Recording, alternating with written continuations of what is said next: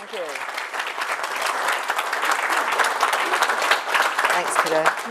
Yeah, stick it in there so that we can. That's it. Is that all right? Okay. Now, can everybody hear me? Yes. That's the most important. Thank you, Mariana, and thank you for. I always love coming to Sydney because there's two groups that I'm particularly close to, and one of them is U4 and the other one's at Campbelltown, and Lorraine Cilia and her PRSA UFO group in Campbelltown. So I always feel like I'm coming home when I come to Sydney. And it's a great pleasure today because I would like to introduce you to a little bit more of the rabbit hole, which Mariana and I actually thoroughly enjoy, because this is where I think we will find more of our answers. And today I'm going to cover where we are now with ufology and where we're going, and what we're finding with new research that has literally only come to light in the last 6 months. I'm also going to talk a little bit about what I've been discovering with families with children and what these children have been talking about. That in itself is quite astounding. And it has been for me as I've talked to some of these children and what they've told me. So I'm going to really cover a great deal today. I'll try not to talk too fast because I'm inclined to do that because I want to cram as much in as possible in the time I have. But luckily I have a reasonable amount of time today. So I will be able to just slow up a little bit and give you some time to actually perhaps take on board what makes sense to you. And I'm talking about human transformation because if we're wanting to know what this is all about, certainly the major thing that's coming to light is we are changing as a species, and many of you here perhaps already understand that. One of the reasons this is so profound and has been ever since I met Mike Oram, who's now in his 60s, a lovely gentleman in the UK that lives in the Lake District, and he's had interactions with the light beings, but he was only 4 years old when he said this: there will be a change in human consciousness. It will affect all human consciousness. The energy is headed this way, and the essence of this energy is light. This energy will repair our DNA. It will make us complete and who we really are. He said this to his mother at 4 years old in the 50s. And he said that it will be something that happens which will not be relevant to her because she won't be here, but will be relevant to him. So let's start with crossing the bridge between the old paradigm and the new. And many of you here will be doing that. You've got a foot in each camp. Because that's what we're needing to do. Because ultimately, I believe what we're talking about is human consciousness. And I would really love it if this works for me. Angels? We're not getting any sound, are we? Can we hear it? Could do with being a bit louder, perhaps. Still not hearing it. Is there a way of turning this up? Ah, okay. It could be a bit louder. Here we go.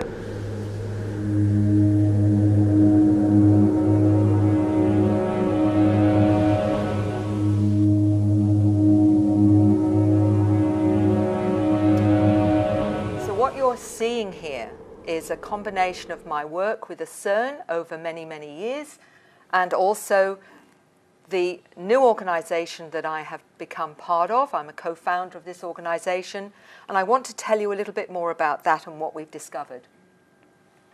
One of the gentlemen that I've highly regarded for many, many years, and it was one of the books I read before my very first client came to see me, Ellis Taylor. And many of you may know of Ellis Taylor now. He's an author of 4 books and has his own website. But he was my very first client. And he came to me in my private practice and said, Mary, I've heard you're open-minded. For this, there are no support groups. For this, they just think you're crazy. I just read this book by Dr. John Mack, Abduction, Human Encounters with Aliens. And what Dr. Mack, who had impeccable credentials as a professor of psychiatry at Harvard University, said this: extraterrestrial contact reality is literally and physically happening. It's literally and physically happening to a degree, and also a kind of psychological, spiritual experience occurring and originating, perhaps in another dimension. The phenomena stretches us, or it asks us to be open to realities that are not simply the literal physical world, but to extend the possibility that there are other unseen realities from which our consciousness, our, if you will, learning processes over the past several hundred years have closed us off. And I think we understand that really well. And I'm going to go into where this is taking us now.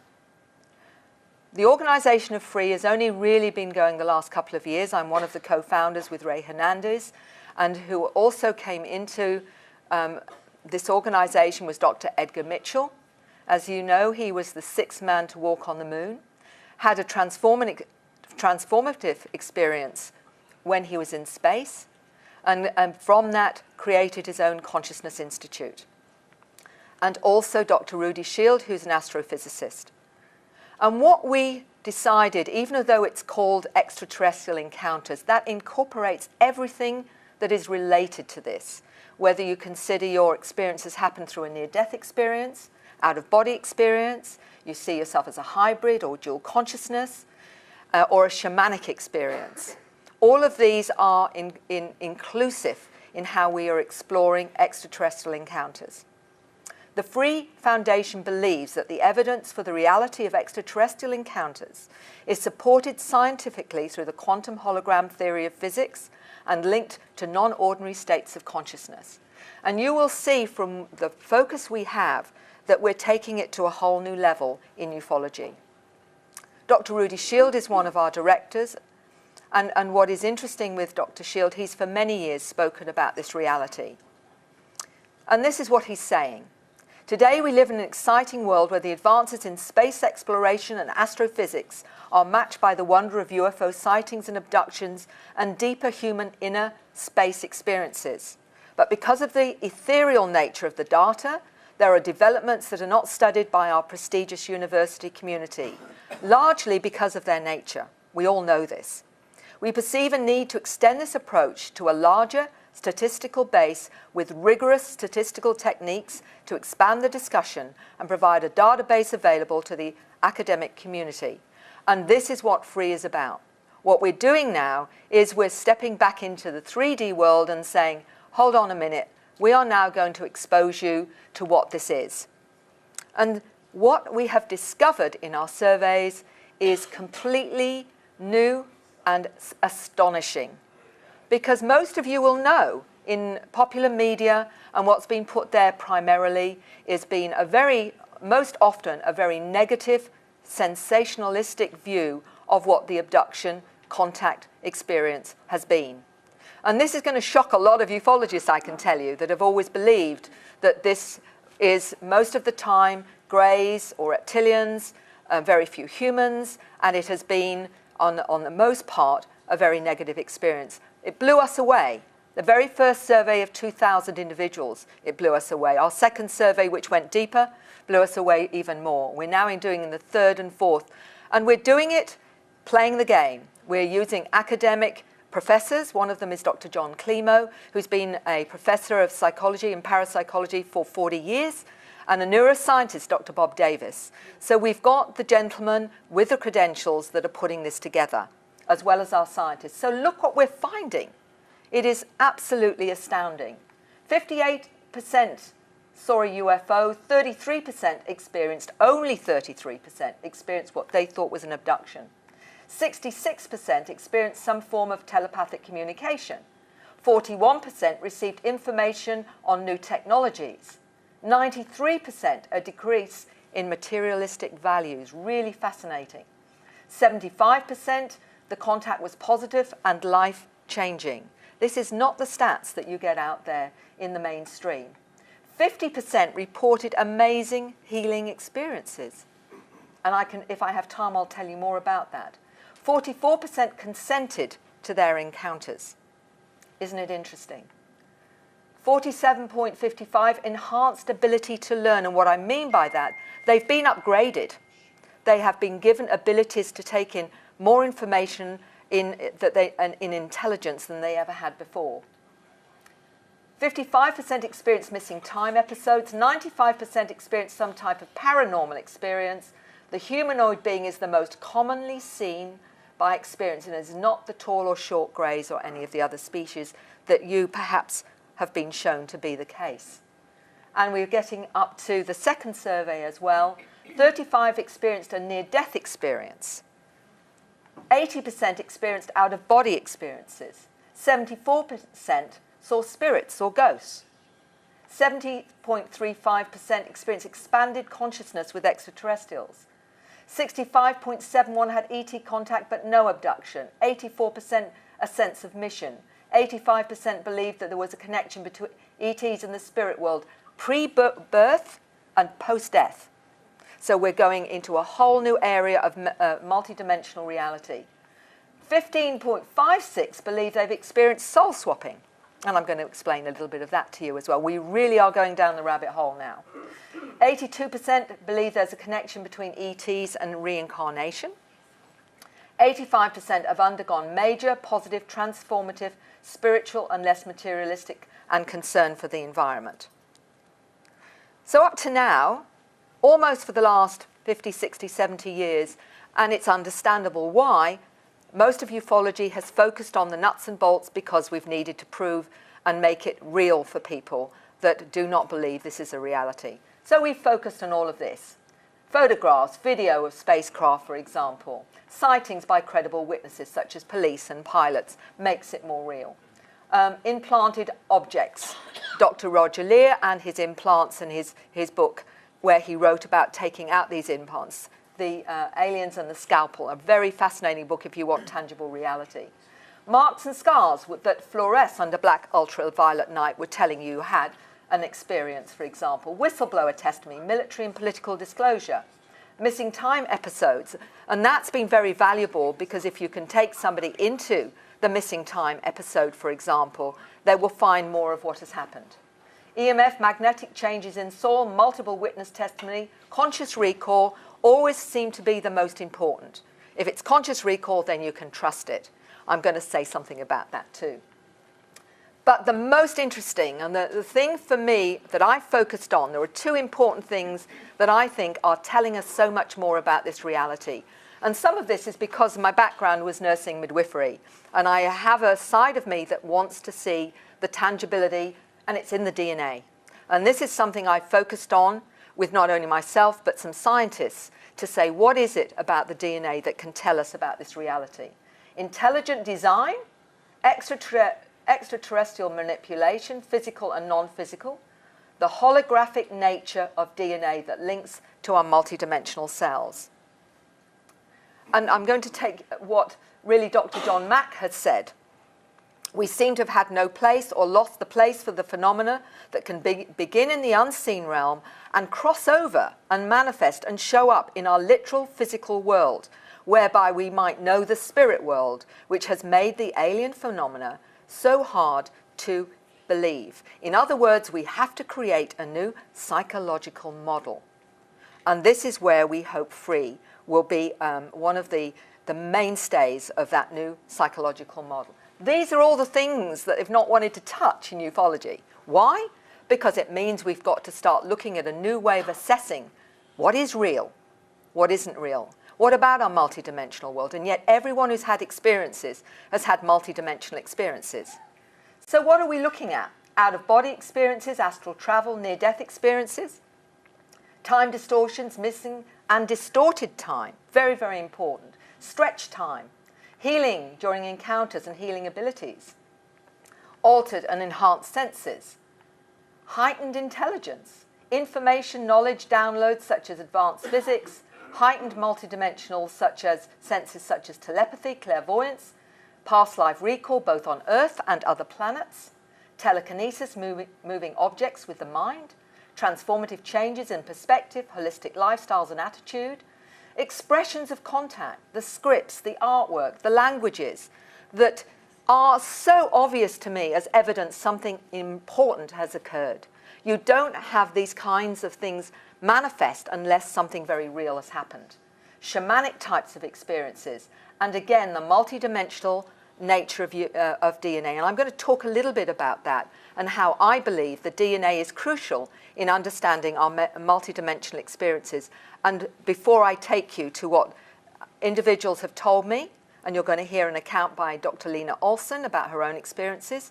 She's a molecular biologist, a young lady from the UK, who's going to talk about her seeking answers and her telekinetic abilities, for example, and what some of the children are saying. So, some of you already have been there, done that with this one. The evidence that we have been visited by many different species and intelligences that were gods with the little g.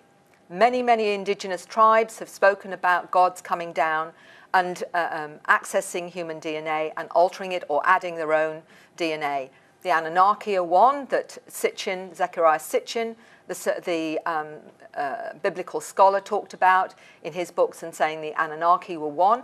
I have testimonies from some of the children that explain how these gods have manipulated human DNA and actually on various star systems. And I'm talking about young children talking about this, 7-year-old children, for example. So what have we got here as something that really just sets the scene, if you like? Pharaohs of ancient Egypt were some of them hybrids. Remember, some of the pharaohs said that they were sons of gods.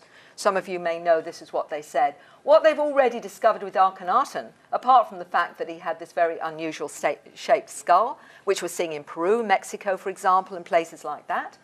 And initially it was thought that that was a binding done by indigenous tribes as a way of perhaps creating beauty, until they discovered that the cranial capacity was almost normal, the human cranial capacity, and also that some of the fetuses they found had the same shaped skull.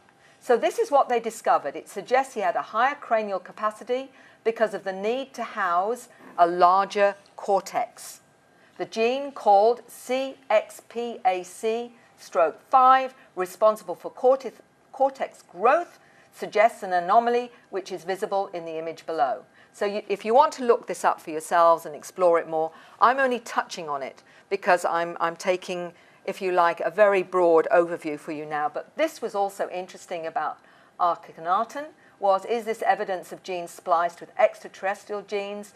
2 microscopic samples left of Akhenaten and write a mummy of the same age. Akhenaten's bone is denser and fundamentally different to the right normal bone in another similar mummy. So when we start looking into this, from all different levels of our history, we start to see links. We start to see the way that we can understand a little bit more of what's going on.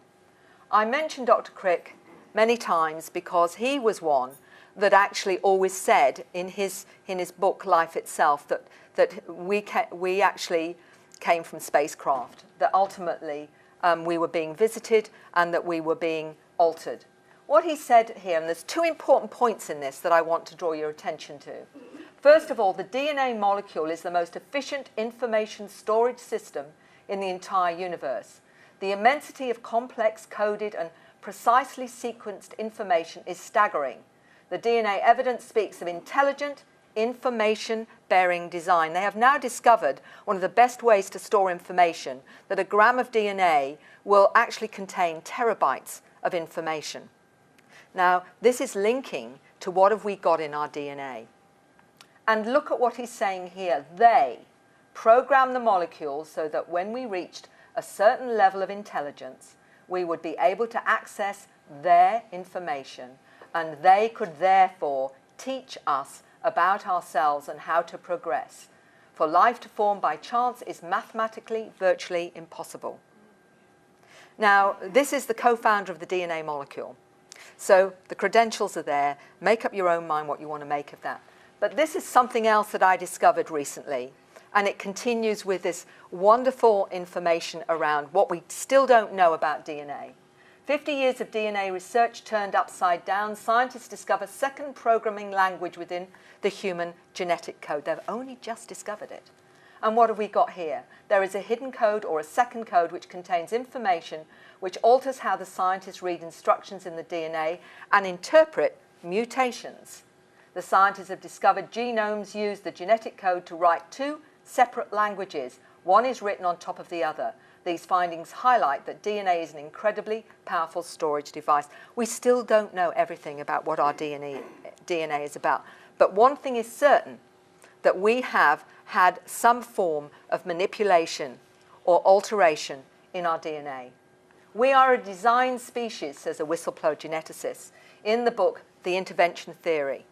And he wrote to Lloyd Pye. Some of you may have known of Lloyd Pye before he passed. He spent the remainder of his life studying the anomalies in this particular star child skull here. And what he found were amazing anomalies, including the mitochondrial DNA was in fact not human. And this is what was in the book that I asked him if I could quote. Of course, by certain methods of DNA dating, we can tell numerous genes have been recently added to the human genome. We already have 223 that are a sideways insertion of genetic material that are all to do with higher psychological functioning. Higher psychological functioning. And no other species on this planet has those genes. And I was told this by a scientist who worked with Dr. Crick. If colleagues in my field were to say such things openly, we would be ostracized and forced to live in a tent. Any work along these lines would be rejected without any form of appeal. So what can we do? And this is the problem. Almost in every area of human knowledge, we have truth and we have disinformation. The reason I've brought Dr. Bruce Lipton in here is it's not just about the DNA. However, it's about human experience that creates our reality. And Dr. Bruce Lipton does it beautifully in The Biology of Belief. I met him actually in Montreal. Most amazing gentleman dealing with epigenetics. And he said that also the cell itself is intelligent and we are not DNA determined. In the sense of that, what he's basically saying is everything that we learn from our parents to our siblings to our teachers also shapes what reality we finally have. So if you're told, for example, your experiences aren't real, if you get told enough, you shut down. So many of us then get to the point where that can't possibly be real because I've been told it's not real, no matter what I'm experiencing. So that's been part of the problem, is what we're taught, what our beliefs are, and why many of us shut down from that reality. But if we embrace consciousness and that everything has a sentience, which is what the experiences are telling me when they have these experiences, that are connecting through the matrix to everything, that everything is sentient and intelligent. This is a lovely little account that will give you an idea of what I mean. This gentleman is in the 1930s, came across this information, Luther Burbank. He was a botanist, horticulturalist, and pioneer in agricultural science. And he said, the secret of improved plant breeding is love. He changed the genetic structure of hundreds of plants, including fruit and vegetables. He talked to his plants, as recorded in Autobiography of a Yogi, and he said that in experiments to make spineless cacti, he told the plants, you don't need your protective thorns, I will protect you. Gradually, the useful plant emerged was a thornless variety. Isn't it interesting? Isn't it interesting? And here we go. Multidimensional beings. Let's look at this. We now find from research from scientists in Russia that our DNA has some incredible, absolutely incredible properties. They're saying that DNA produces magnetized wormholes to transmit information from outside space and time to our consciousness, a biological internet, a holographic computer. So how do we access it then? Through our DNA. Living chromosomes function like a holographic computer using endogenous DNA laser radiation, are able to modulate certain frequency patterns onto laser ray and influence the DNA frequency and thus the genetic information itself. So we are accessing information through our DNA. DNA can cause disturbing patterns in the vacuum, producing these wormholes, microscopic equivalents of the so-called Einstein-Rosen bridges in the vicinity of black holes that are tunnel connections between entirely different areas in the universe through which information can be transmitted outside of space-time. DNA attracts the information and passes it to our consciousness. Where does our multidimensional information come? Through our multidimensional biological link to consciousness itself through our DNA, the portals that we are. It explains phenomena such as precognitive insights, clairvoyance, intuition, telepathy, past lives, spontaneous and remote acts of healing, self-healing, remote influencing, weather patterns, the lot, once we are open to experiencing it. Dr. Olsen, I've been communicating with now for a number of years. She's a Swedish scientist, a molecular biologist, who is both an experiencer and a scientist. And this is her understanding of what we now know about human DNA. And she's saying this: human DNA has the ability to transform. The genes have all the characteristics of genes, but on another level they contain information of their origin with the tools to transform into a higher form. The information of the donors and their background is there, a hidden key, and like PC programmers hide their work. This key can be activated and these programmers know the person is ready to be contacted. The activated ones spread a signal to wake others up. I feel they are speeding this up, is her awareness with that. So what I'm going to encapsulate here is this. What I've tied in here up to the next part of this presentation is this. Scientific research suggests human DNA has a physical and multidimensional property. It contains anomalies and complexities. So what does it all mean? What is the evidence that Homo sapiens, our ancestors, were intelligently designed with added extraterrestrial genes to the human genome? Akhenaten is showing anomalous tissue samples.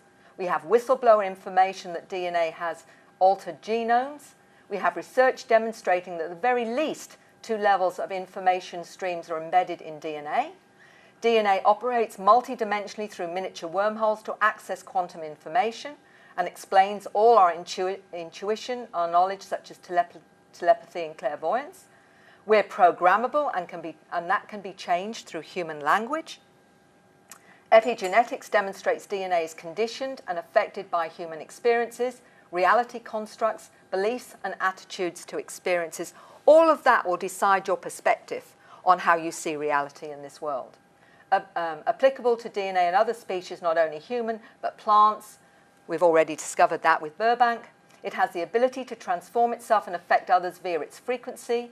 What impact is there on DNA via our extraterrestrial programmers and our encounters with them? That's where we're going. So let's have a look at it. UFO encounters are modern-day shamanic wake-up call. And I say that because I was part of a survey, a thesis by Simon Harvey Wilson in 2000 at Edith Cowan University, and I was asked to participate in that. And what Simon discovered with those from CERN that were willing to be interviewed, and his understanding of shamanism, were the parallels. And the parallels were that to be a shaman, you have to transcend fear, to go and be part or experience or understand your multidimensional reality. Healing abilities, present and past lives with ETs, again, those that have shamanic experiences go into those realms. They see all these beings.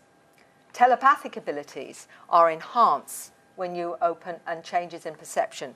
Look at the parallels to the ET encounter. So this is what the shamanic way of waking up may be for some of you, for example. So let's look at what Dr. Olsen has experienced.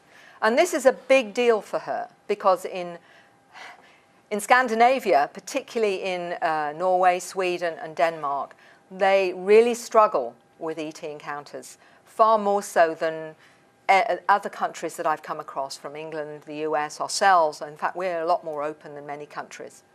So you don't talk about this if you want credentials. So for her, it was a very, very big deal. But this is ultimately what she told me she experienced. She had both physical and multidimensional experiences with numerous non-human intelligences and spirits. Now, we're getting away from just the little greys here and the tall greys or the reptilians or whatever. We're looking at many species here that people encounter, and this has not been known by mainstream. Experienced near-death experiences, out-of-body experiences, past life recall, shamanic experiences, healing experiences, both as a healer and healed by non-human intelligences, her intuitive understanding of the new human upgrades. And I'm going to go into this a little bit today to give you some idea of why we believe these are new programs. And I'm talking about the letter people she calls a quantum. And she's one of those letter people. And she'd explain why she thinks it's not dysfunctional genes. And those she calls Asperger's, ADHD, also dyslexia, and some forms of autism. I don't know if some of you actually know that Nikola Tesla was actually autistic as well, just to give you a little bit of an idea of where I'm going with that. Multidimensional abilities, scientific and intuitive understanding of loading and energizing water.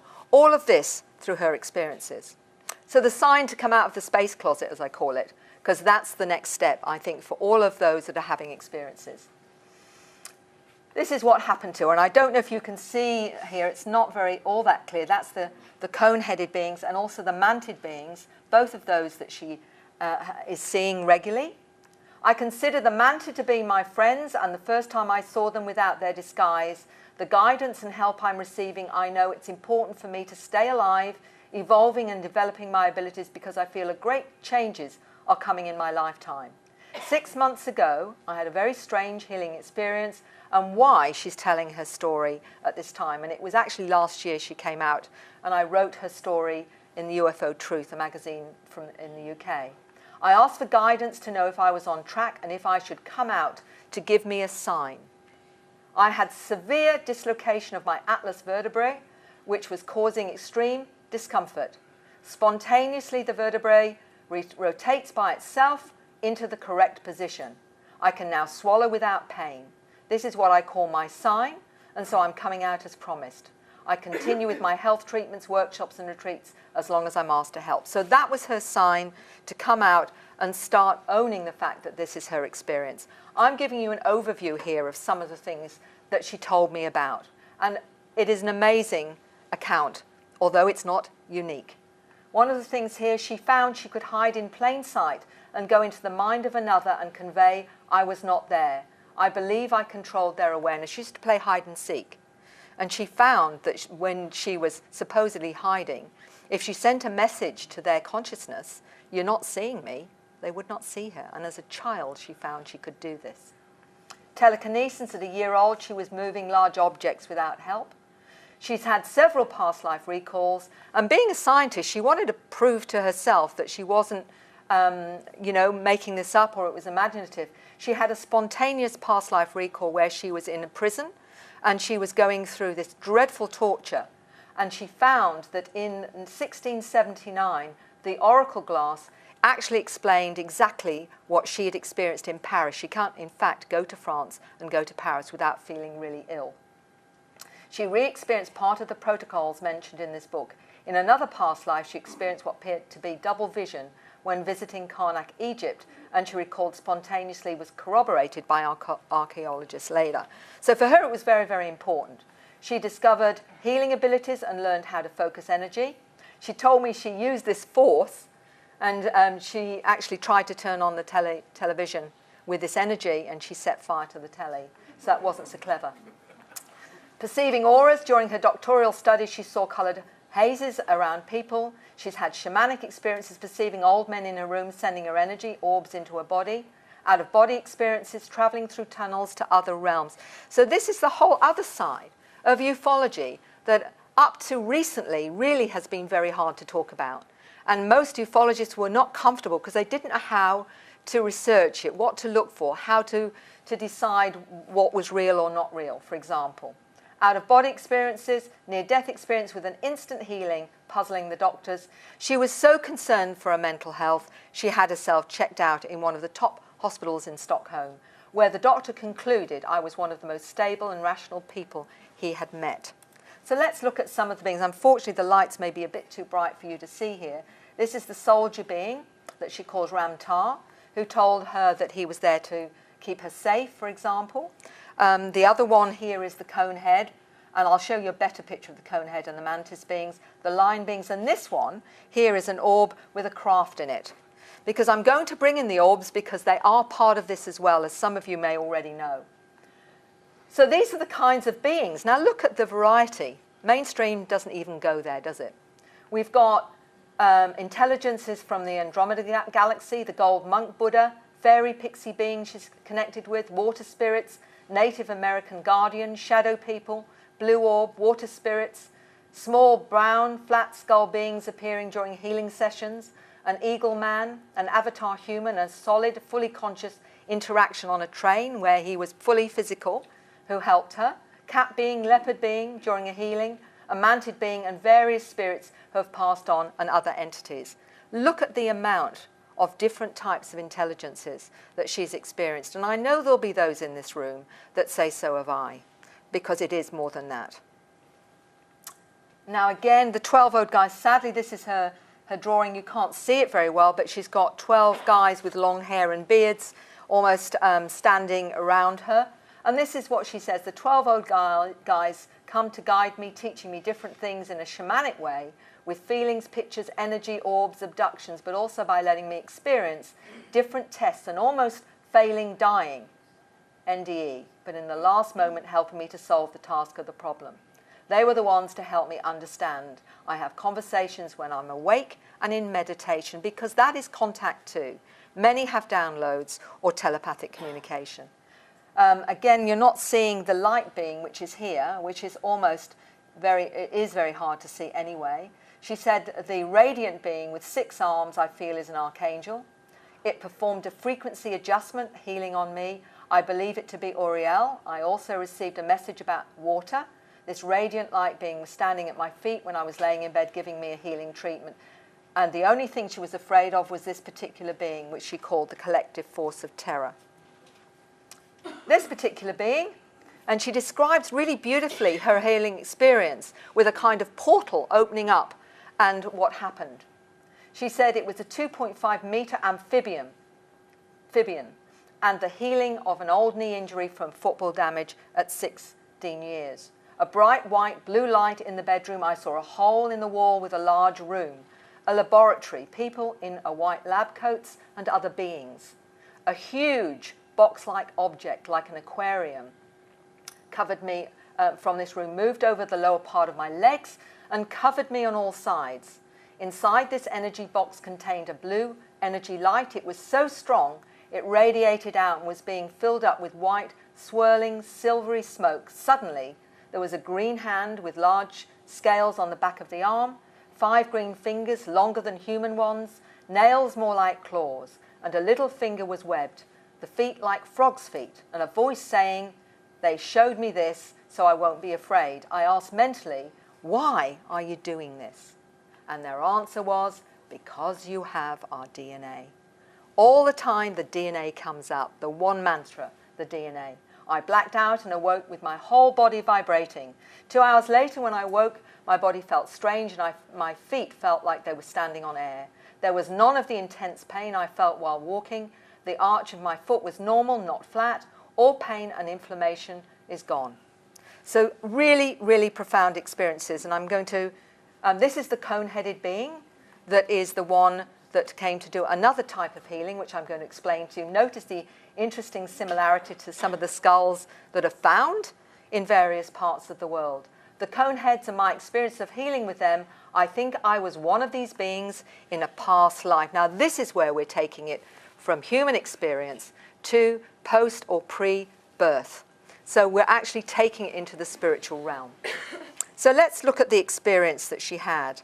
And hopefully this will come up and you can see for yourself. I woke up staring right into the lower body of a small being. I raised my head and upper body from the bed and leaned my head into my right hand. Immediately I focused my eyes on places in the room, and wondered what this being looked like. I left my body and went to those places in above and behind the being. I could see my body from above, felt so happy, and then I slowly lowered myself down into my body. When I was back and in control of my body, I leaned forward towards the being. He was still standing, healing me with his eyes shut, and I could see the soft glow from the fabric in his suit and every fiber in it. Fascinating that she remembers, and I want you to just notice this because I'm going to show you a drawing from a lady in Queensland who also sees these cone-headed beings. But look what she said. The room had a green, yellow, white haze. She saw the being, his forehead, there was a white beam, and a 90-degree angle turned over his hands and into her body. He had tight, silvery, light bluish, slim suit and boots of the same colour. So she's got lots of detail.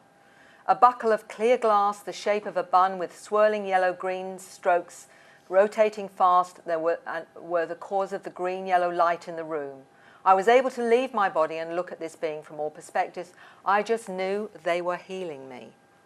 Now, I will answer questions later, okay? I just wondered if it was her voice. No, that wasn't. No, that wasn't her voice. That was just the story. And actually, it was put together by Daniel Verdon, a lovely gentleman who did that whole little movie for me, which was brilliant. So this is what she was saying. There is the image of her being, and sadly you can't see it very well. That was her drawing. And this is what she said. I never experienced fear from any of my encounters. Every night for the following week, I had visits from this being, healing me. I was receiving things that looked like green laser beams, green lines of different lengths, like a Morse code. After this, my healing abilities reached a new level. She felt like thousands of needles were being pressed into them. I began having problems with my computer and electrical devices interfering with the silicon chip of the computers, 60 hertz, so I would try and control it. Now, how many of you, I'm sure, know about getting problems with computers as your energy shifts or whatever? But what was really synchronous, and I find this so many times in my research, within the time I was hearing about this experience, this was sent to me by a lady in Queensland, Heather Patterson, and there is the cone-headed being that she's experienced. Notice the thing at the belt, the green lines, and this script. And this is also really, really important. And I'll explain to you why I think it's so important.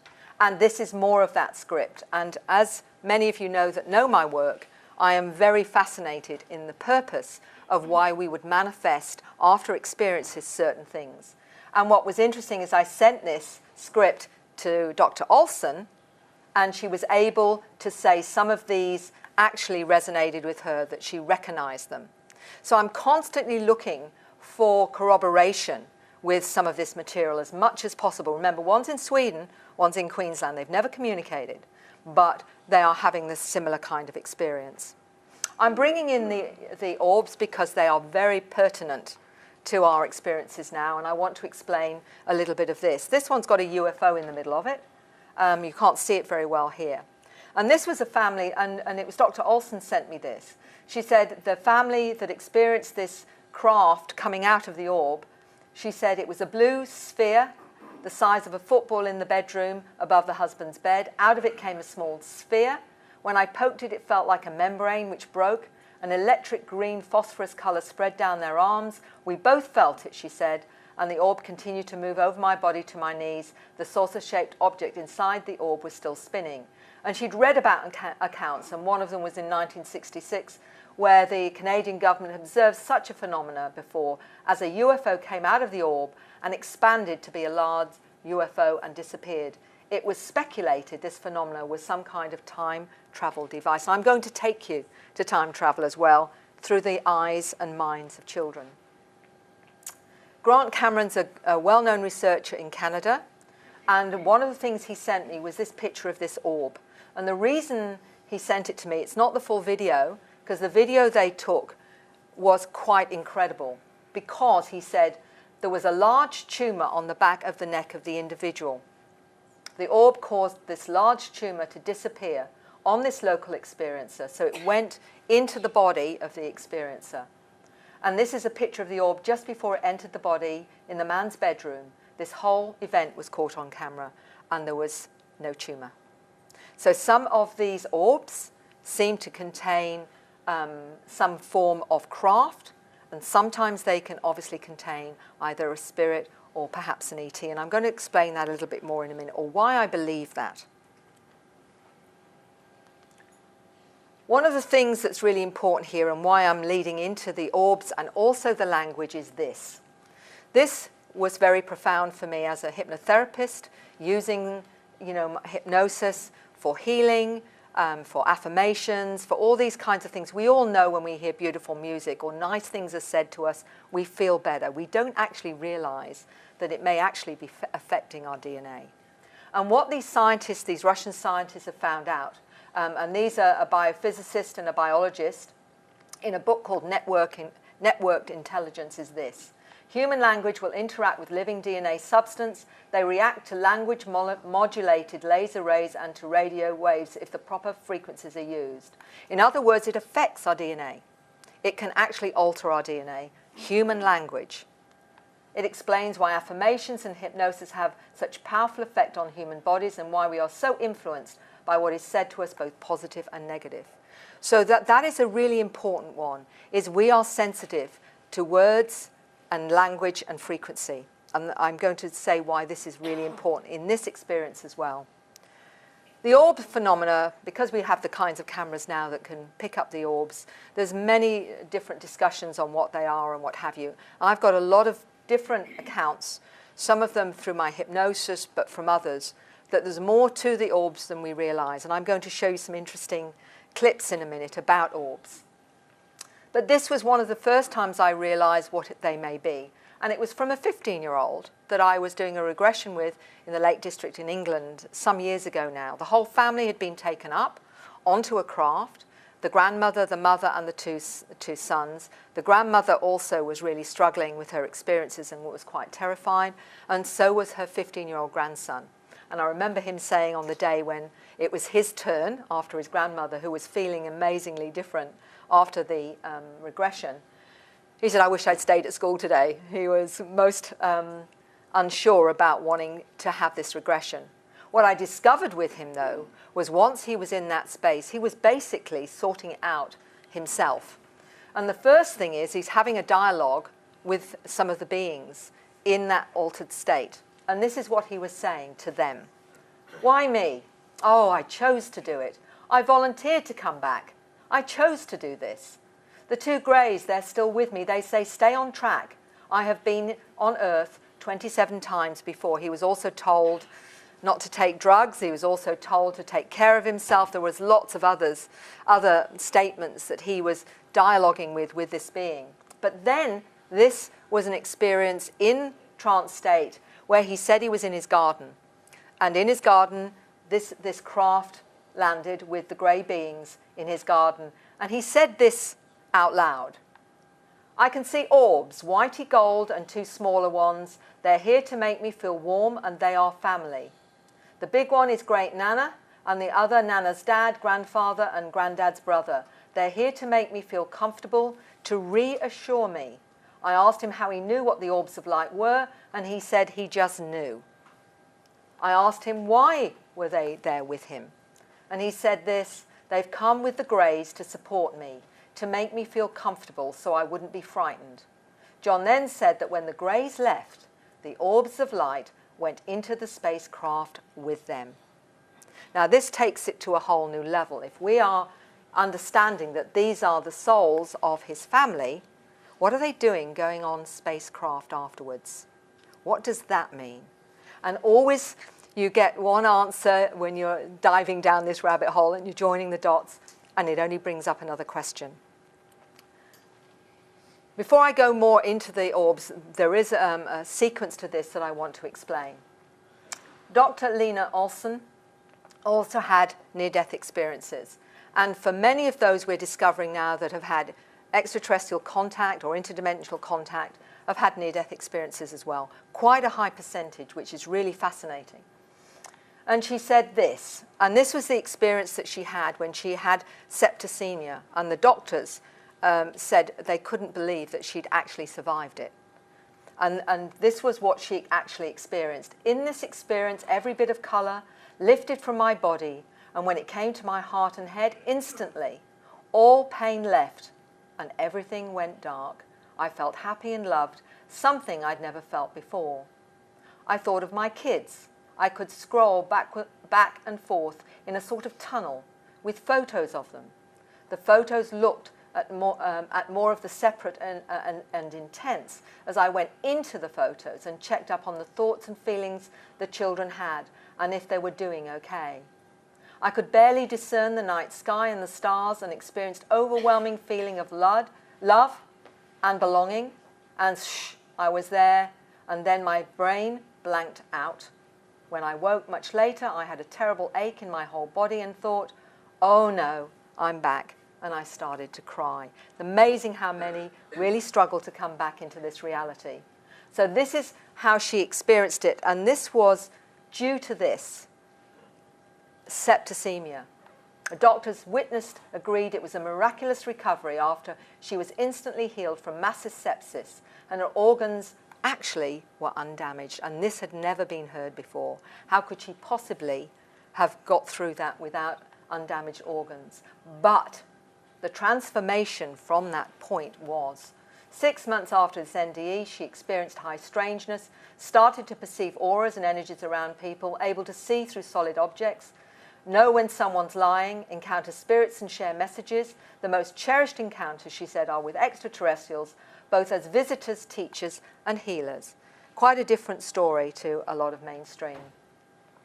So when we go into this, and this is where I'm going to take you into some of the languages, and I want to just highlight the fact that that DNA is not just about our body. And as a data storage, yes, it's very important that it's that as well.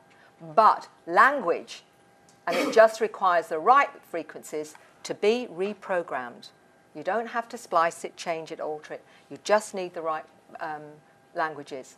And what it's saying here is that the holographic nature of chromosomes is that we can actually modulate certain frequency patterns on this to influence the DNA and thus the genetic information, which is what esoteric and spiritual teachers have known, that our body is programmable by language, words, and thought.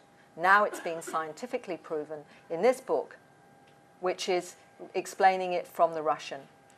If language can alter DNA, what effect would star languages have on human DNA? That's the interesting question. That's something that I've been very keen to explore. And I'm now going to show you something that has two interesting phenomena with it. But first of all, introduce you to this lady, Emma Strong. She's a lady from the US. She was told by the beings that she was only 22% humanoid and the rest was a form of light energy. That's her understanding of herself. When I speak the star languages, I feel I'm giving directives to angels. Every time I take a video from my phone, it records spacecraft. I can be gone for hours. Recently, I woke up with tree material in my hair. I'd not left the house since I washed it. I believe I'm traveling at night to different dimensions, times, and my actual physical body goes, not just the soul. In 2009, I began to awaken once or twice in the night between 1 to 3 a.m. It was as if someone grabbed me and shook me. I can only describe it as similar to a rush of adrenaline or electric current going through my body. Only once did I wake myself speaking another language. Now, one of the interesting phenomena that's happened in the last few years that I've become aware of is certain individuals have been noticed to be speaking these languages in their sleep, including children. I've got one recording where there are 3 different languages spoken by the same gentleman that have been recorded. So it seems like when we're asleep, we are actually dialoguing with something or some intelligence, or they are at least having a dialogue. So it's really interesting to wonder what that's all about. I'm now going to show you a little bit of a video. It's Emma Strong speaking. She's an artist in America, as I said. As she's speaking the star language, you will notice huge amount of activity of orbs at the same time. She records this all the time. It's not special. She said this is something that's happening all the time. But I want you to see it for yourself because it is fascinating. And again, the question is why and what does this mean? So many of you have probably seen the types of orbs. Let me show you the video. I'm going to take in the language this morning.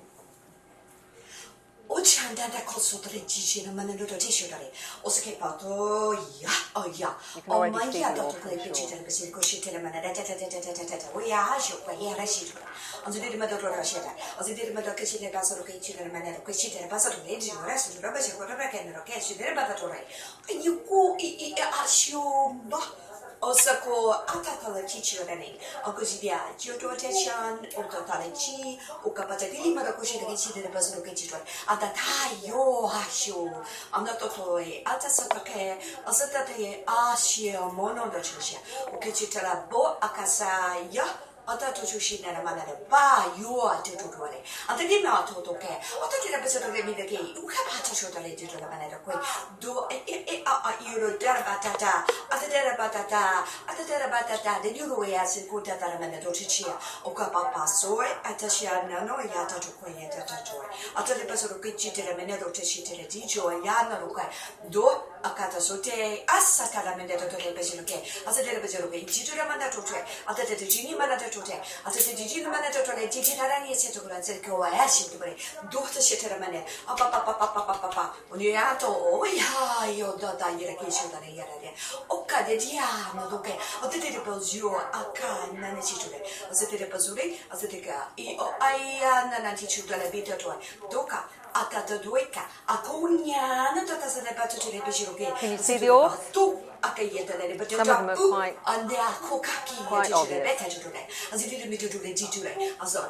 Akayato amana ahia hoki de digi do mani shokatate atata nia shokatate aya amando to the betore as a to the battle after the manner of the digit like you didn't meet to the bezecotore do atata ki as a mazoroji atto okay as a bezero which share manner of shade cut to city to it as a little bit of cheater a year kishita mother rogere do catch it you are the cheater in the It's fascinating, isn't it? So what is that interaction going on? Who is she speaking to? But also with a lot of the star languages, and there are many, many different types. Many are very, very distinct. Some of them apparently you can translate in a linear fashion. Others cannot be translated in that way at all. They're like packets of information. So you're not actually able to translate them. One of the gentlemen that spoke to me that speaks what he says is star language, but also old earth languages as well, like Lemurian, which is quite fascinating because he said he was one of those that interfaced with many different ET races, not just on planet Earth before, but also in star systems. And he can talk, I think it's about 5, and he has the names of them. He's explicit in how he understands them. And he's got another gentleman in the US that actually he can converse with. They both know exactly what they're saying to one another. So what is this? What is it saying to us? And one of my feelings is that if we're getting close to open contact, however that is, then we're going to need those that interface, those that actually can understand what's going on before we actually get to with what I hear some are telepathic communication. That is fascinating, but she's not the only one. She's one of so many that write to me, send me clips of language and whatever. And you notice that a lot of it is changing. She's actually got emotion, she's got expression, and some of them apparently are felt, that you actually feel the energy and the frequency. So what is it doing? Is it affecting our DNA in the way other words affect us? So I'm just putting that out for you to think about, because I want to know what the mystery means too. But it certainly is, it can have a profound effect. And when I was playing these languages in one particular forum, one of the ladies afterwards came up to me, she was a nurse, and she said, Mary, look what I've just done. And she said after I heard those languages, she had to get a piece of paper out, and she found herself then writing script, which she'd never ever done before. So something in that language had changed her consciousness in some way. So we're still not quite sure what it all means, but it's very, very interesting. And one of the reasons I put, some of you may be aware that I showed Rochelle Deila writing a script and then showing also with the language how she did healing on various levels of that person, that individual. She said those were frequencies of a soul level. I've had some very intuitive people tell me that they got healing frequencies from that as well. So the experience was one of healing. So we still don't fully understand. But if you've seen Rochelle and what she was doing, I'm now going to show you Emma Strong doing it. And what is great about this is she tells you the process of what she's feeling as she starts to write this script. Because I do believe that, and one of the things that constantly has amazed me, maybe because of the way I think, and I'm very much thinking out the box and always have done, was all of this can't be ignored. You can't say, well, that's just rubbish. If you're doing something like this after an encounter or encounters, it's got to mean something, even if we don't yet understand what it is. But let me show you how she does the writing, which I think is fascinating. I'm going to try to hold this camera like this, but it'll be shaking and moving, but I don't know how else to get the whole picture in. But this is me writing, and I don't meditate or anything, it just comes in.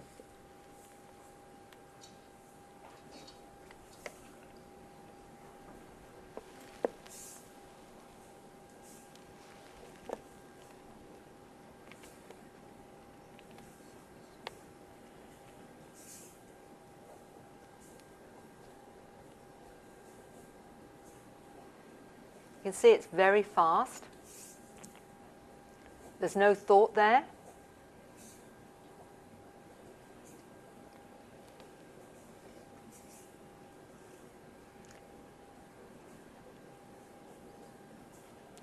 Tracy Taylor did a similar script, Rochelle Dealer, and many others have sent me script like this. So it's actually a lot more common than perhaps you'd realize. Some are drawing symbols, and I'll talk a little bit more about that with the children. But I've also had children that can translate some of this script, and I'll talk about that in a minute.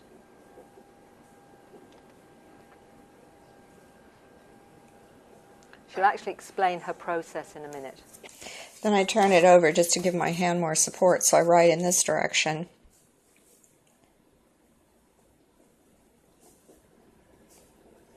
I don't think it matters to them where it stops and where it ends, because like I said, like I've told before, it tends to it goes someplace once I get it down on paper, and I don't think it matters if I tear up the paper. Apparently the writing, or what is said in the writing's always going to be. It just is, and it's already recorded. It's almost sort of backhand, and it sort of has changed over the years. But that's the writing. See, it more or less goes that way or that way. And they put a lot of dots. For some reason I'm dotting things in there, and I'm not quite sure why that is, unless there's extra emphasis, or it's like, I don't know, that it could be a period at the end of the sentence. But anyway, that's my writing, and I do have to hold the pen sometimes more or less. It's easiest to hold it like this, because I have more. If I were to write like this, you have to move like this, and that's not how they're grabbing it. They're wanting to use my whole, a lot more of this rather than this sort of thing. And it gives me better control, because it seems like they grab the pen and it just is taken control of. But I can't tell if it's like perhaps an outside source, or if it's actually just me, my higher self, doing it. Okay. The process is quite fascinating to me, and what she's experiencing.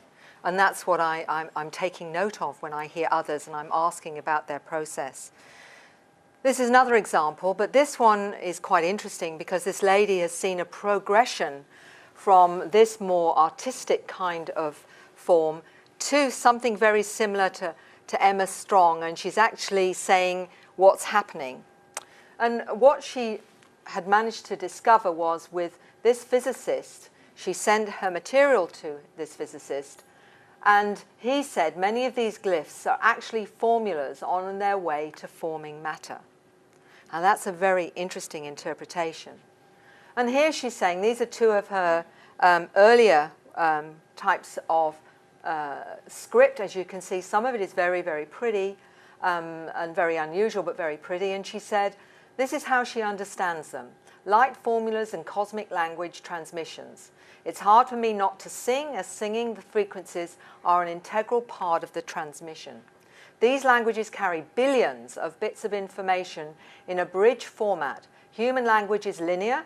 Speaking, singing light language feels spiral and wave-like. Sensations of being awash with layers of knowing that is understood but cannot be articulated in a linear word string. Advanced beings use telepathy or direct thought transference. And I'm going to let you hear just an example of what she's talking about. Plus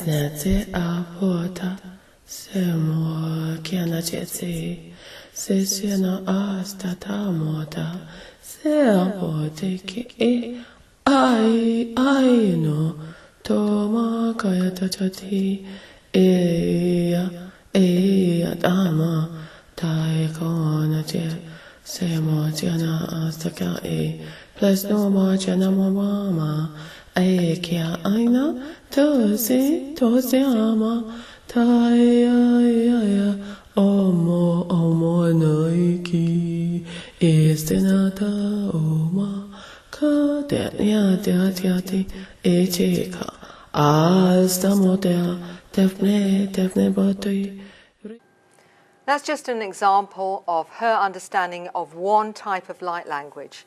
Some of them can speak many different types of light language. And getting back to the script, and I'll give you something else that intrigued me, was this is a recent image that Deborah had done. And she was actually saying to me, it's all changed and it's got very much more script-like as she's let go of old programs. Now that's the interesting thing for me.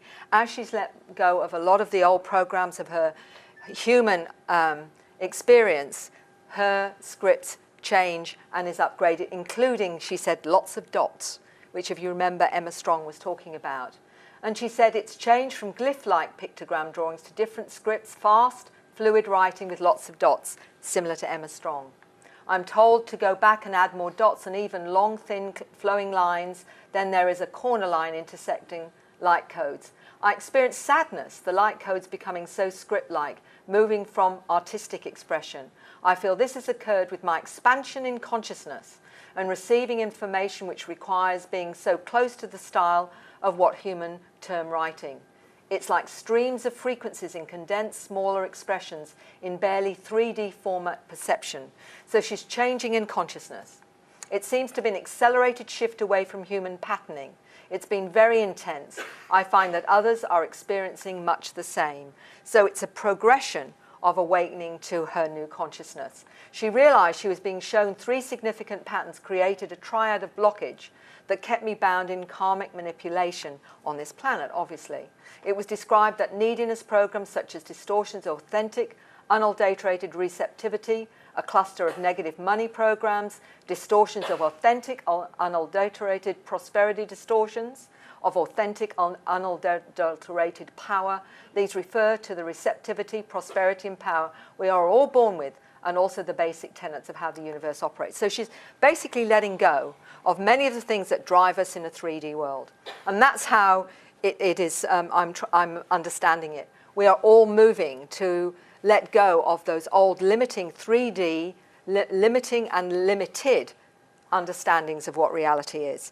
So let's see where it's taking us. I'll keep an eye on the time. We'll be ready for a cup of tea in a minute, I suspect. The new human. Before I take you there, I've got one other thing I want to say. When I was doing a regression with a beautiful lady in Melbourne, she was, when she contacted me, she was 66 years old. She had chronic back issues. She knew from her doctor she was headed for a wheelchair. She said to me, I had this strange experience one night where I woke up the next morning, I had this levitated feeling, woke up the next morning. She said all my electronic equipment was dead, all the batteries were dead. She had no idea why. And when she started to get up and she was ready for her medication, sometimes she took morphine because it was so bad, she found she could get up and she could move around and couldn't quite work out what was going on. Why did she feel better? Why was she able to move? She even didn't have she had a bed downstairs because she couldn't go up the stairs anymore because it was so bad. Still couldn't work out what happened, but she knew something major had shifted. So what happened was that finally she asked me to help her understand what had occurred for this amazing shift in her. And when we did a regression, she was taken up onto a craft. She was taken to her home, which was off-planet. She was shown where she came from. And the reason I'm telling you this is two important reasons. When she was on the craft, some of the things she was learning on a huge screen was script, just like you've seen on the spacecraft. That was what she was learning. She was also told that she needs to get on with her mission and that they'd fixed her up because now it was time for her mission. And what is so fascinating, I saw her only about 18 months ago when I went back to Melbourne. This woman, you would not believe, was headed for a wheelchair. She's got more energy than I have, certainly. She just says, I don't even want to go to sleep before 11 o'clock at night. She's liaising with other scientists to do with GMOs, chemtrails and whatever. Her awareness, her scientific awareness has been totally accelerated. She said, my children would never guess or never know how it's happened. I can't tell them. But she was 66 thinking her life was over. She's 69 and she's just beginning. So that is, that one to me was I wrote the article, Never Too Late. So any of you that are in that kind of generational thing, don't think it's over for you by any means, because you just don't know. If you've come here with something to do, I feel like you're not going to get away with it by just saying I'm in my 60s or 70s, because maybe, just maybe, this is the start for you and you don't realize it yet. And I think it's really important for that reason, because I meet many starseeds all over the world, and some of them are the older generations. And I've come to understand it doesn't really matter what age you are, because if you've come here with something to do, you'll do it. And that is, to me, a wonderful example of that, because she literally is liaising with scientists now. They don't know who she is, and she can't tell them who she is or how she knows what she knows, because she doesn't even know how she knows what she knows. So there you go. And I think it's a really inspiring story, and it's one of many I could tell you. But here we have Dr. Olson. She's a younger generation, always knowing that she was different, always knowing she was one of the letter people. And she calls it the quantum evolving species. And this is what she says, and this is the awareness of her generation and those as we get younger and younger as well. I came down to inhabit a human body as I have done many times before. That is her awareness, and I'm going to tell you accounts of children that have conscious past life memories of who they are. And I'm going to go more into that in a minute. I'll keep an eye on the time. So let's look at what she calls the letter people. In my second book, The New Human, I mention a lot of these children. I mention the fact that these children are called crystal children, indigo children, children of light by metaphysical groups.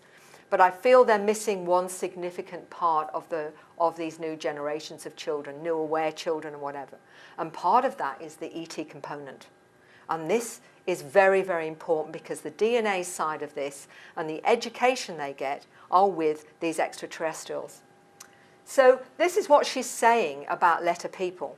And we're talking here about those that are considered ADHD, Asperger's, dyslexia, some forms of autism, and the qualities that they have are not being recognized, but instead being seen as a dysfunction. And this has intrigued me, because I couldn't work out, if you have someone being upgraded who's had experiences, for example, why would they then have a child that's ADHD? Or why would they have a child that's Asperger's or whatever? Because those are challenges in society. They are challenged in society. So why? Why would that be? And this was part of the conclusion I came to. This is what Dr. Olson interprets that as. And I am going to also mention another scientist that agrees with her. I believe these programs such as ADD, ADHD, Asperger's, the letter people, I do not believe these are broken genes, but instead offering a new, multidimensional skills to prevent limited reprogramming of a third dimensional reality. It's harder to program them. Isn't that great? It's not so simple as foreign DNA. It's a combination of genetically improved bodies in combination with souls from different places in our universe, incarnating in these improved bodies. The souls have different frequencies, vibrations, depending on their evolutionary status, and that plays a role in activation of the DNA in that particular body. I believe we also have to take into account the collective soul of Homo sapiens. So this is really, really complex. Letter people show an impairment in communication, between brain halves and thus use one side of the brain for solving the same problem. They say we are dysfunctional. However, it may be a way to free more space in the brain for solving difficult tasks. The Asperger part might be responsible for higher knowledge, not interested in traditional learning.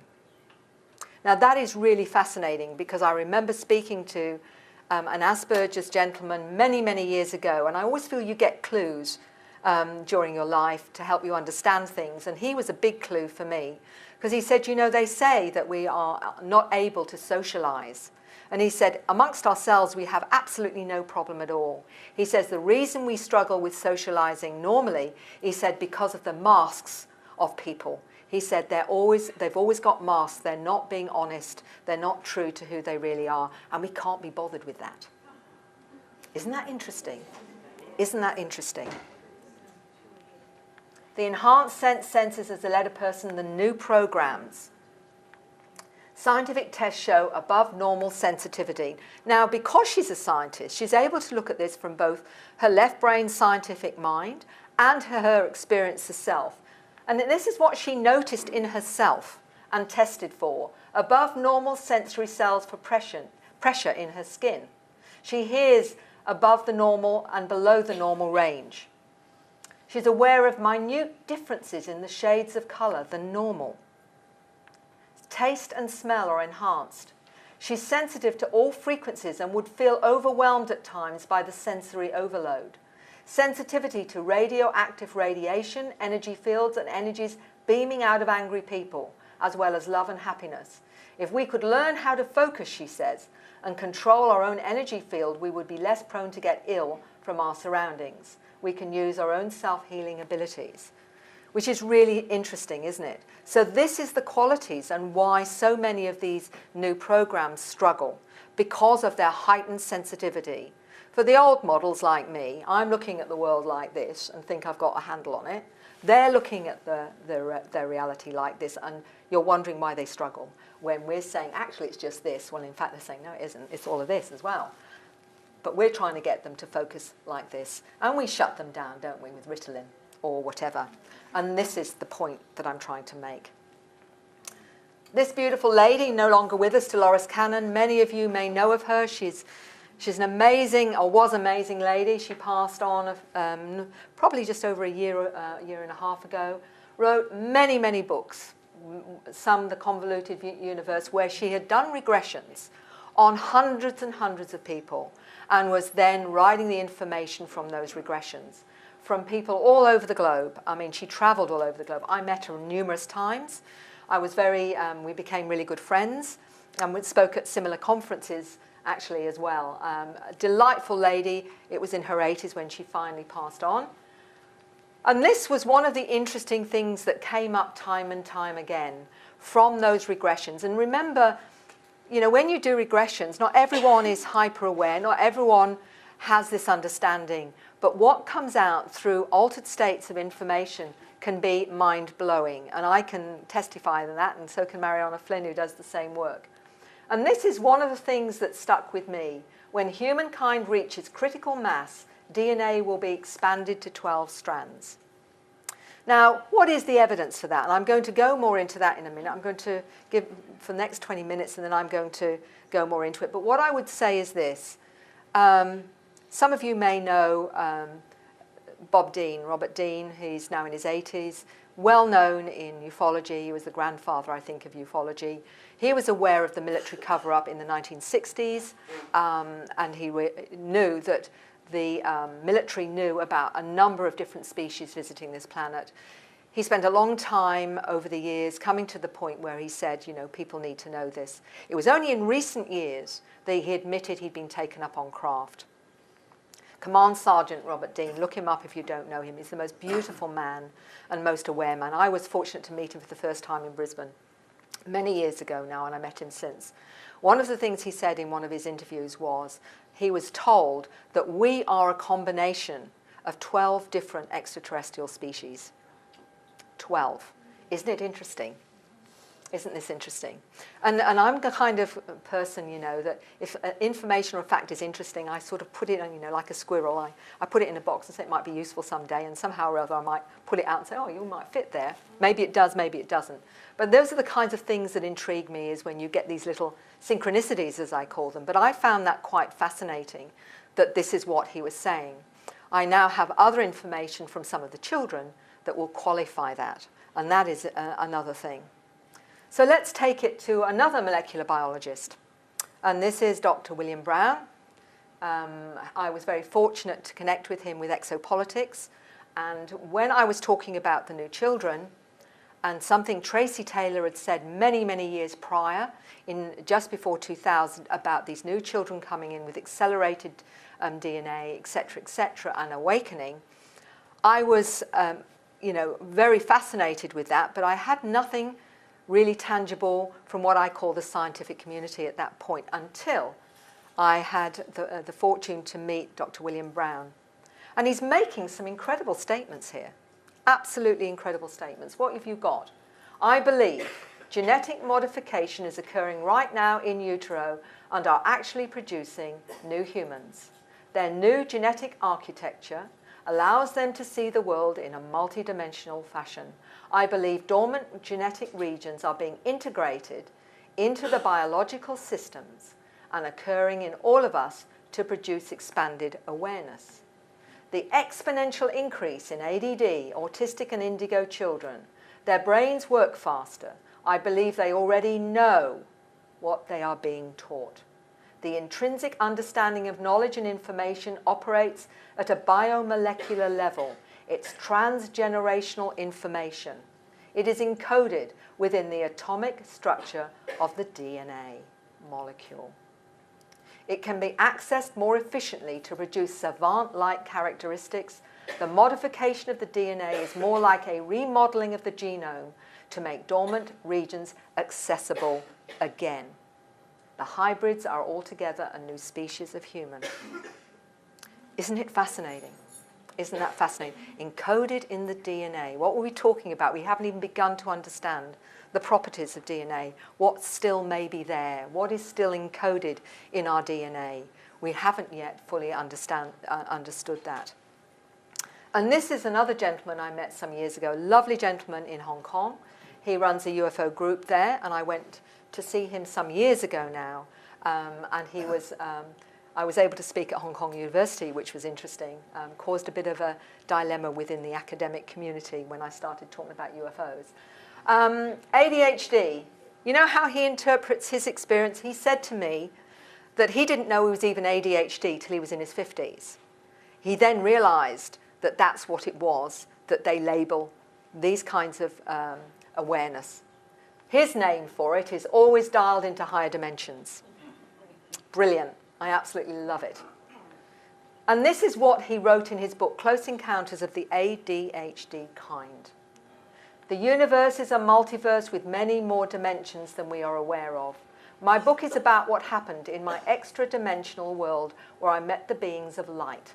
I tell them that, being symptomatic of ADHD, I am not limited to the square template of the universe. I'm wired to the multidimensional universe. My internet browser can browse into chaos, be it on Earth or the multiverse. I can perceive hidden layers of order and make sense of it all. Most folk, without a supercharged browser, cannot do this. They are focused towards convention in this reality. Isn't that fascinating? Gets you to think a little bit more differently about some of these children that are labelled. And I'm wanting to give you a different perspective. Make up your own mind at the end of the day whether or not this resonates with you or not. But this, for me, was really fascinating. I'm now going to talk about a younger generation. And this is a young lady I'm going to talk about, and I'm going to let her tell you her story, and then we'll have a nice cup of tea or something. The new generations of human. This young lady contacted me from the UK. She's a student in Bristol, I think it was. And she had some unusual photographs and things happening to her. As you can see, there's strange markings here. She said she saw images in photographs of shadow, smoky apparitions. She said she's very spiritual. She sees strange beings, sightings of UFOs with the family. marks on the body, bruises, writing, scars, strange marks on her thighs that look like writing. She has abilities like telekinesis, and she's going to show you an example of her telekinesis. Auras, precognition, clairaudience, also noting that things happen when she thinks of them. Sees numbers, you know, the 1111s and 22s. I feel I have spirit guides and dreams of animals that talk to me and ready to help, owls, eagles, black dog, etc., etc. I had bruises on my legs overnight, precise scratches, incisions on my shin and shoulder overnight. This was the image she sent to me, this strange, smoky image round her throat. She wanted to know what it was.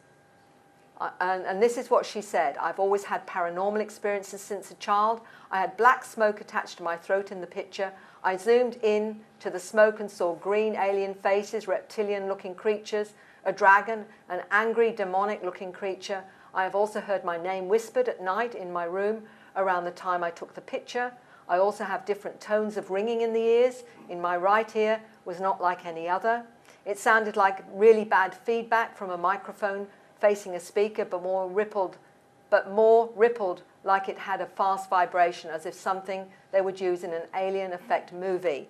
Now she's describing a huge and wonderful set of, if you like, experiences. And what I love about that is I'm sure there are a number of you in this room that can relate to so much she has to say. So I'll let her speak for herself. She's a wonderful young lady, and she will tell you in her own way her story and also show you evidence of her telekinesis, and then we'll have a break.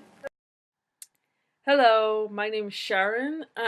Before I start this video, I just want to thank Mary very much for giving me this opportunity and for taking the time to listen to me and answer my questions about these paranormal experiences I'm having. The reason why I started sending her why I was looking for answers is because my experiences are now becoming evidence, as I captured something on a picture, but I'll talk about that later in the end of the video. So first I'll talk about who I am quickly. I'm 22 years old. I live in the UK. I just finished studying a 3-year bachelor honours course at university, which was a music course. I produce, sing, and record music. I was born and bred in Holland, but I moved to the UK about 8 years ago. So, yeah. Mary asked me to make this video about the paranormal experiences I've had really quickly and the ability I have. So, I'll start off with the paranormal experiences. Okay, I've had a lot of experiences with interdimensional beings. I don't know exactly what they were, but you know, poltergeist and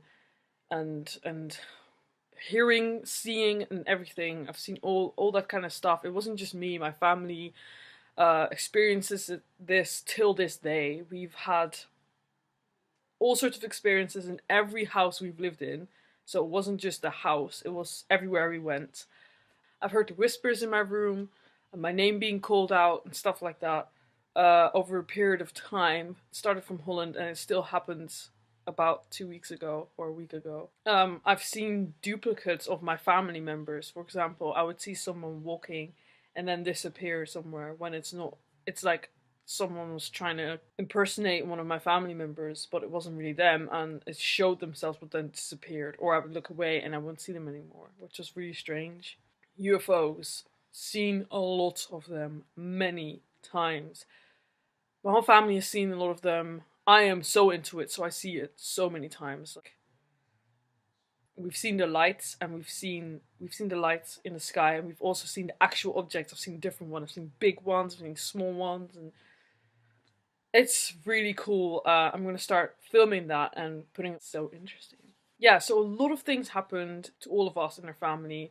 Also, I started waking up with body marks, like bruises and cuts on my leg and on my body, writing in my thigh, which was really weird. It looked like a radiation mark. I still have a lot of answers to find or get, because I really want to know what this is.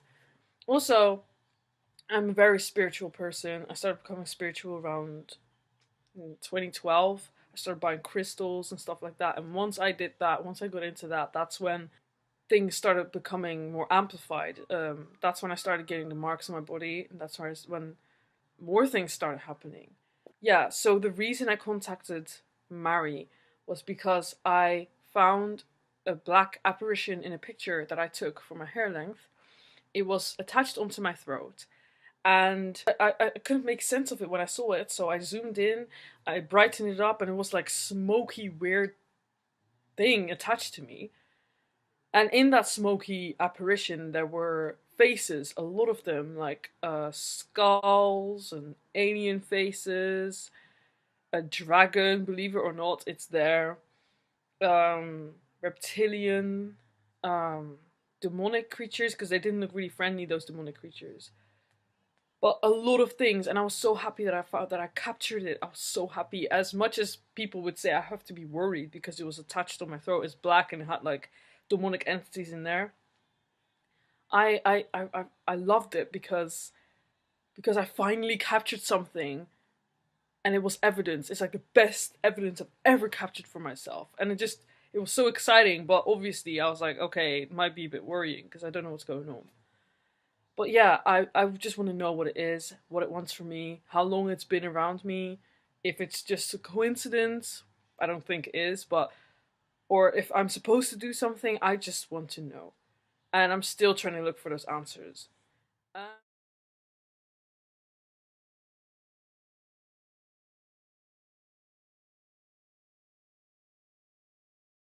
So my psychic abilities, the abilities that I have that usually people don't really use, is I can do telekinesis, so I can move things with my mind. My sister showed me a video of people doing telekinesis, so I tried it and I was really interested because I never thought of that idea really. I did it, and then the first time I tried it, it worked. It was successful. So then I started practicing and doing it more and doing it more, and I started filming myself. So I have that all on camera.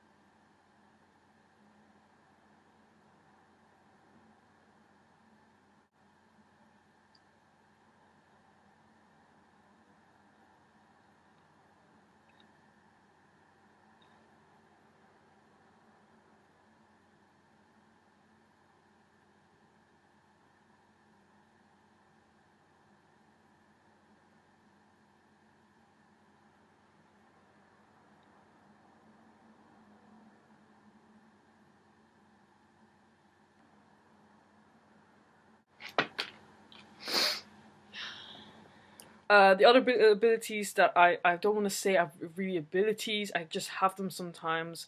I can see aura lines sometimes. I'm not a professional or anything. I could just, usually I used to walk past people or objects or doors or anything, and then I would see a white line that's about 20 inch, not 20, sorry. That's about 2 inches away from the object. And I would say, I would be annoyed because I never knew what it was. I thought my eyes were playing with me, but I think I could just see the energy field around it. Also, I can see colors around people sometimes. Yeah, like I can see auras, but not that well yet. I still have to get into that. Dreams. Sometimes I have dreams that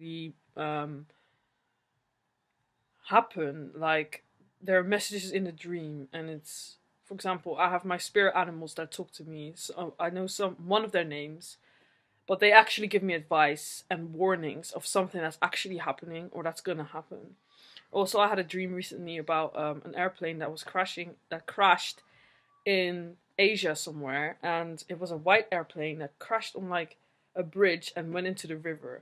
They were survivors, but I was having the same kind of dream, and the same wing broke in my dream as it did in real life. And the same morning, it was all over the news.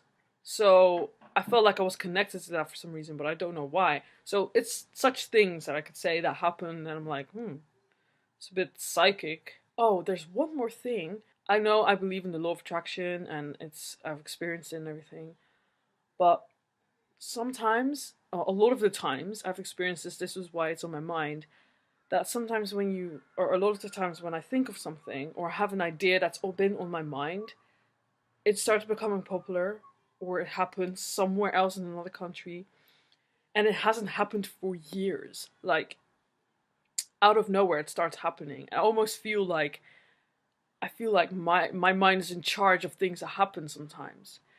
I don't know what it is, and I want to know what it is, because it's just strange. It's cool but strange. I would like to know if anyone has any intel on that.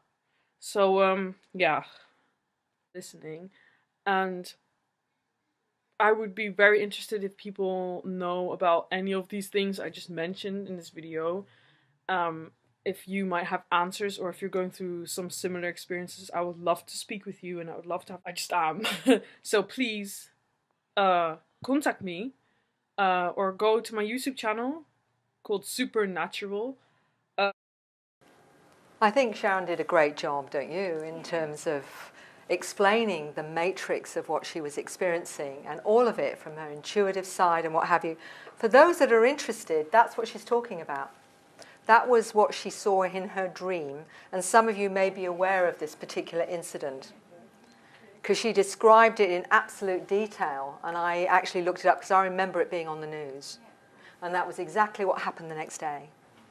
So I found that really quite fascinating, that she had it in such a... And precognition is very much part of this. Telekinesis, telepathy, all those kinds of things, we're hearing more and more, and the young people particularly are finding this is part of it.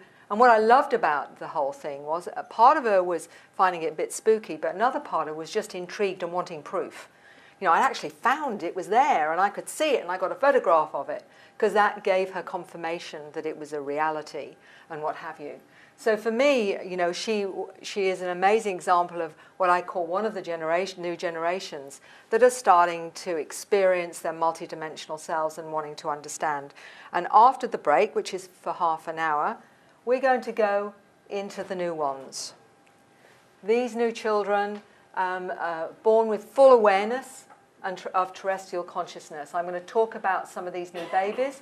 And this is what Tracy Taylor told me 10 years before Dr. William Brown and Dr. Lena Olson.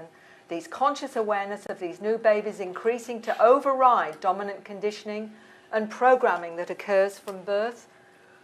The DNA of the new human has tenfold the amount of information. Things like telepathy, manipulation of time and space, non-verbal communication are all conscious abilities. Its natural learning skills and abilities advanced. Their molecular structure allows the cells of the body to vibrate faster. Everything is accelerated, including the immune systems. So when you come back and you've had a nice cup of tea, we'll go a little bit more into that. Thank you for now. Links, the way they're changing, their understanding of who they are, why they've come. It takes in what they say about their past lives, how they understand why they've come, and I'm going to go into that with you as well. So are the lights all right and what have you? Are we good? Okay. So I'm going to give you a little bit of a taste of why I really value what these children have been telling either their parents or have actually spoke to me about their experiences. And I find that's a real privilege, because you know what children are like, they're talking about things that they're trying to understand or they understand. And, for them, I remember one lady saying, my daughter's so excited that you're interested in listening to her experience. And I felt very privileged that she felt safe enough to tell me her story. So let's start off with some of the qualities. Now, this doesn't just mean the new generations here, because many of you in this room will know you've experienced some of these. And I'm going to tell you a very profound little anecdote that I think will set the scene. I was in Scandinavia last year. I did 4 countries in 4 weeks, which was very stressful, to say the least, but also very rewarding. What I did discover in Scandinavia, however, and I think I mentioned this, that despite their technological advancement there and how advanced they are in many ways, with this kind of experience, in fact, it isn't the same. They have to be very, very careful about who they speak to, who will accept them.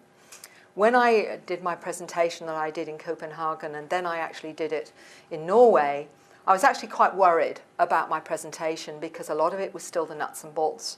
And I thought, given how it's not safe to talk about this in the way that other things are, I was quite concerned that it would be too much for people and whatever. But that was my presentation, so I ended up trusting.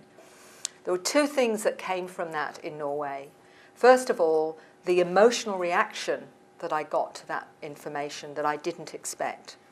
And then afterwards, as I walked out of the auditorium, this lady came up to me and she said, "I'm 79 years old. You are the first person in my life that has spoken about everything I've experienced all my life. Nobody has ever mentioned this to me before." And she said, "I'm a farmer's wife and I have brought the sheep in with my mind and nobody knew how I did it."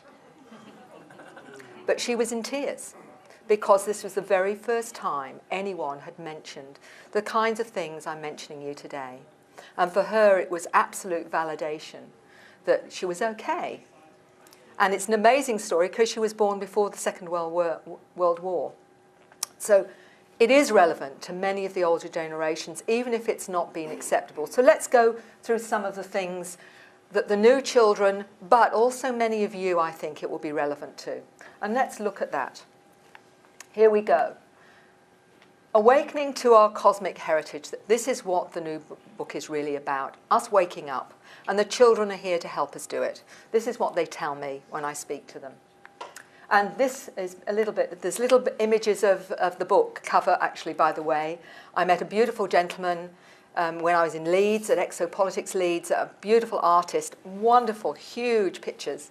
And I looked at his work and I thought, I know who's going to do the cover of my next book. And it's a young gentleman who's in the building trade but an artist. And he's done some incredible work, Lloyd Canning. So he's agreed to do the cover. And already I'm really excited about that. But anyway, pre-birth and past life recall on Earth or other planets. This is conscious recall with a lot of these children. Sense of mission, many of you already know about. Connection to other star systems and other intelligences. Again, I'm going to go into a bit of detail there. Awareness of being taught on spacecraft, numerous multidimensional skills, and I'm going to explain what some of the children say they can do.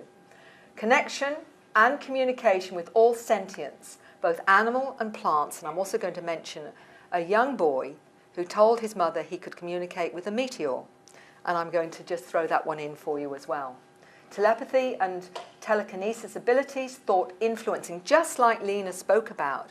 It was a similar story with this 79-year-old lady in Norway. She said that she had a similar experience, that she could influence the children so that they actually couldn't see her.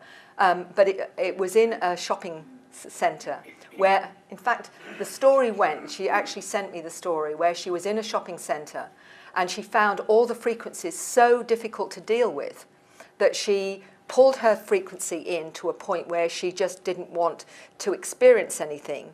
And she went up to the counter to pay for something, and the lady behind the counter looked at her blankly, and it was like not seeing anything. She realised that she'd made herself invisible. And she had to bring her energy back so that the woman could see her, and it scared the living daylights out of the woman because suddenly she could see her. So this is what I mean, and this is a 79-year-old lady. She didn't know what she'd done. It actually freaked her out as well. So thought influencing, healing abilities, resonance to truth. Now I'm going to tell you a little bit about how the children know what's true and know when they're being lied to, which we really need on this planet right now, as you well know. Operating at higher frequencies, an awareness of manipulation, conspiratorial information, such as the covert agencies that are influencing a lot of these children. And I'm going to tell you a little bit about that as well. But before I start, one of the things that has been quite amazing to me is the numbers of parents that have written to me about their children and about how they know they're having encounters. But of course, many of them are experiences themselves.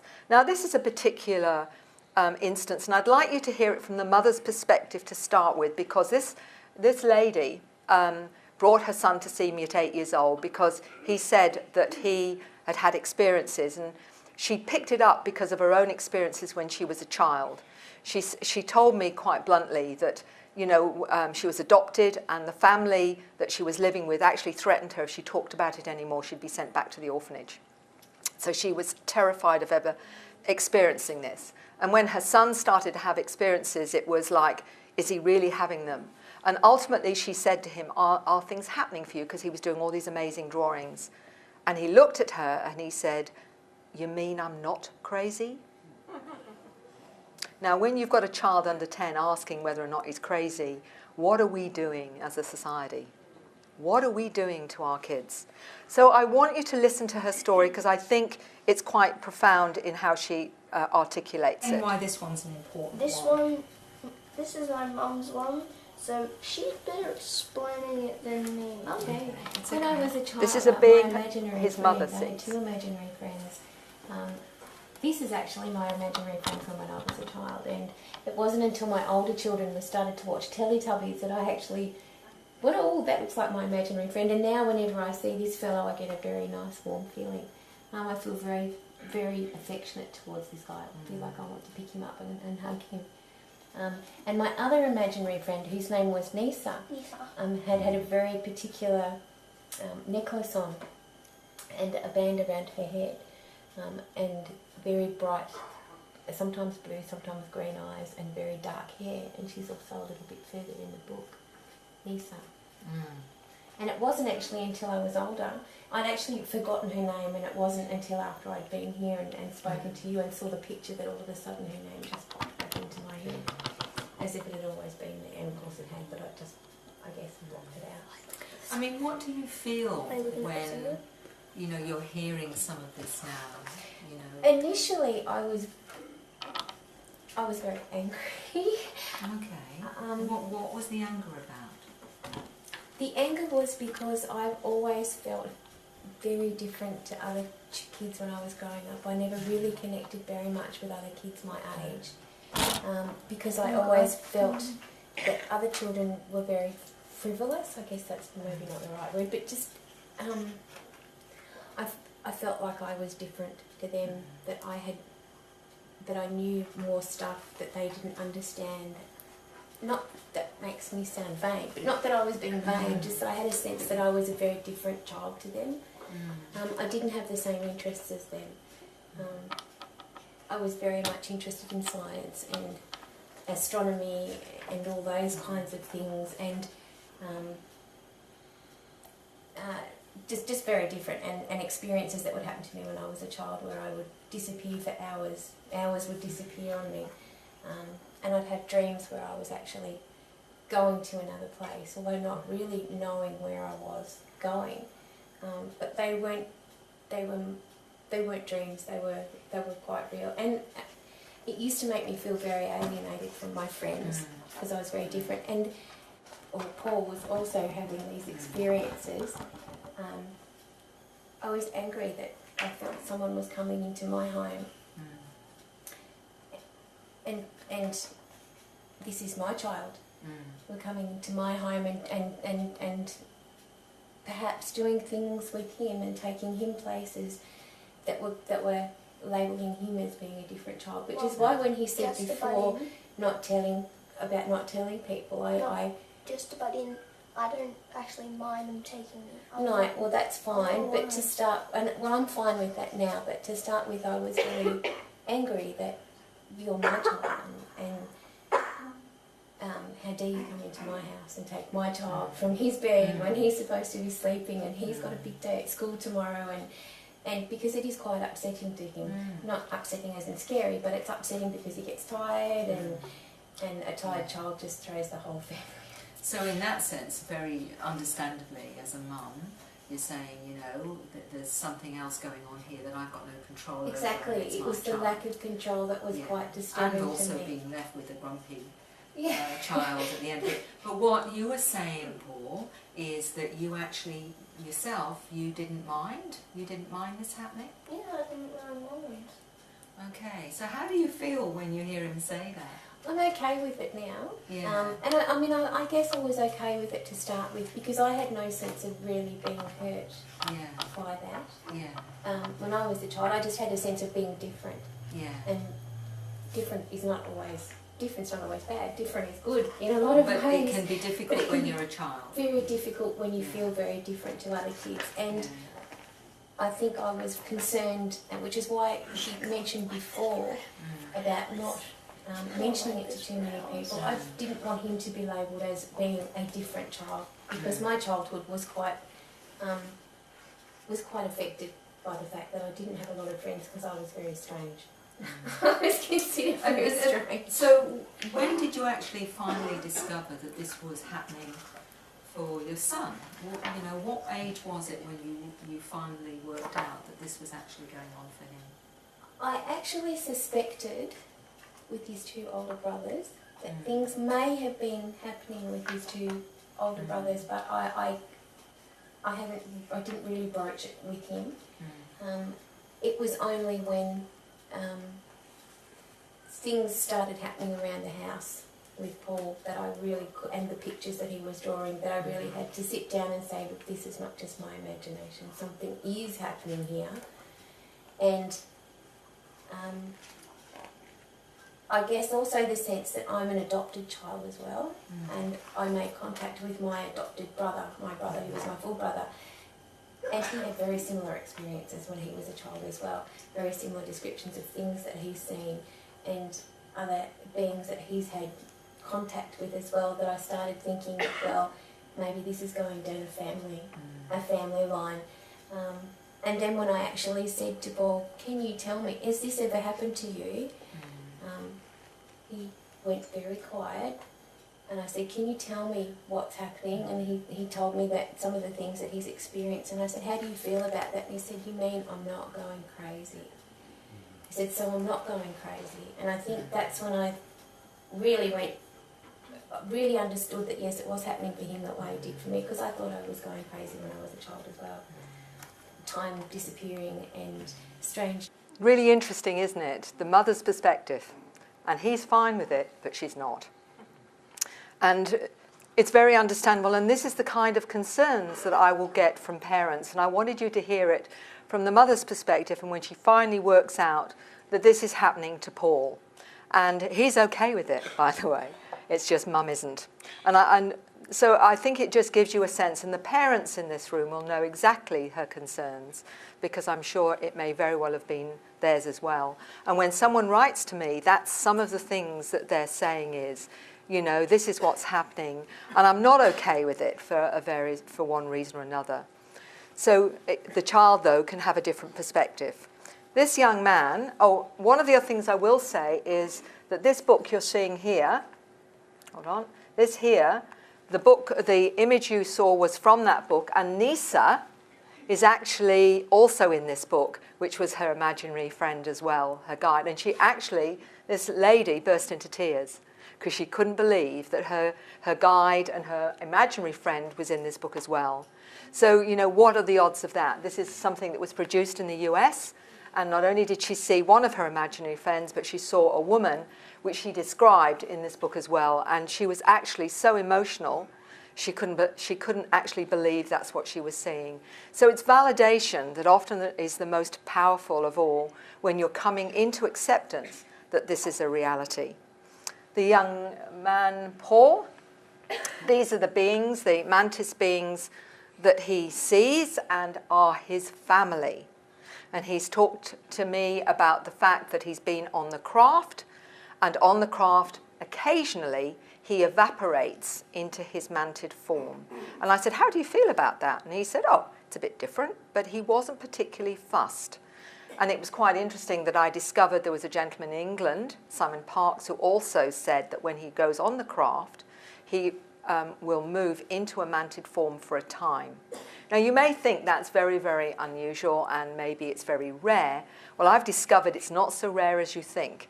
I now have a number of cases. One of them, a young lady who told me that when she's on the craft sometimes, she was explaining that she was in a grey Zeta body as a scientist. And I said to her, so what are you doing? She said, I'm doing work in this form. And I said, well, where's your human body? And she said, oh, it's sort of over there, like waiting for me. Just waiting for her like a container. And I said, well, how do you get from this form back into this one? And she described a ball of light, think of the orbs again, ball of light going back and reanimating her physical human container.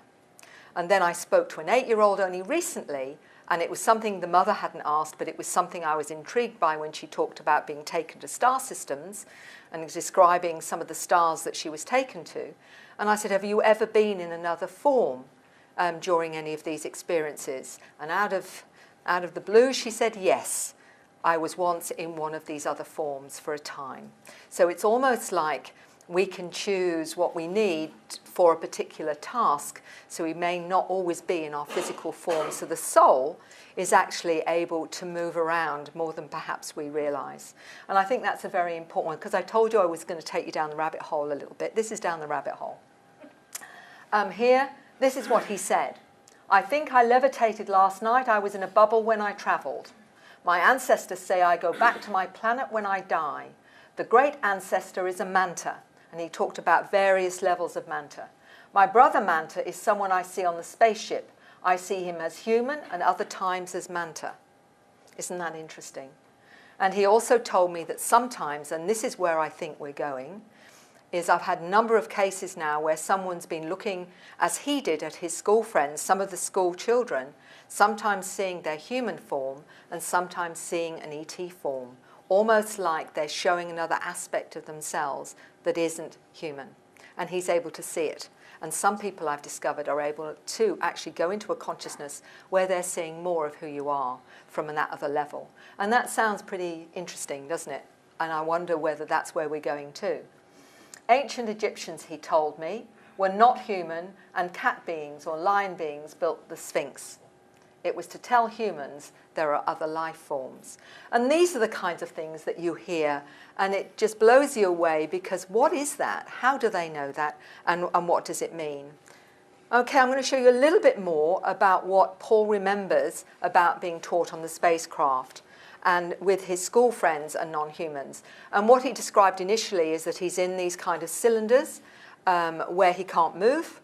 And I said to him he could see blue beings through the cylinders. And I said, so what are you doing in the cylinders? And he said, it's my yearly medical exam. So he actually knew, and about the school. So I'm going to show you a little bit of that, just to give you a taste of how they describe it. Yes. Could you say a little bit about that again?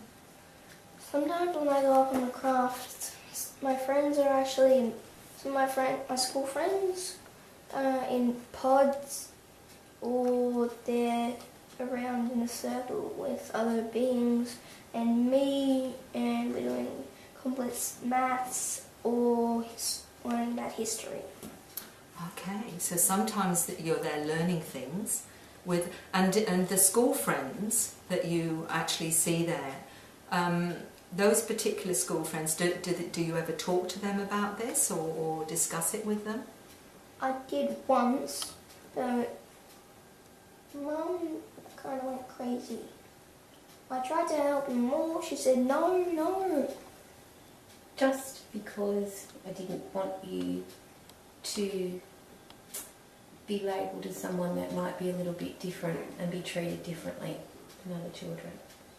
Not because I didn't believe you, but because I didn't want you to be treated differently. Because some kids don't, and a lot of people don't understand the things that are happening to you. Because you don't really understand yet a lot, do you? We're still finding out a lot. So that's why. Okay, so Mum's actually trying to protect you from possible problems with that. That's fair enough. But I remember you saying to me that also you were not sure that they would remember, even though you remembered. Do you remember you saying that to me? You weren't sure. Yes. And when you were on talking about the pods, can you say a little bit more about what they were like? They were like an oval, like his head. Oval like his head. Okay. Like that kind of oval. Yeah. And we were inside them, we couldn't move, and there was this weird liquid around us. And what was the liquid like? What did it feel like? Did it feel like water or something different, or something like jelly or something like that? What did it feel like? Something not water, not like water and not like jelly. Okay. Was it sort of in between, or, you know, what did you feel like with it? I couldn't move. So it kept you still. Okay. And when you were aware of that, what were you feeling? Was it scary or? I just thought it was a dream. Oh, so it felt like a dream to you. Okay. And could you see through the pod that you were in? Could you see anything? A little bit, but I could see through. The rest I couldn't. Okay. And could you see any shapes or any form outside or anything like that? Kind of like these.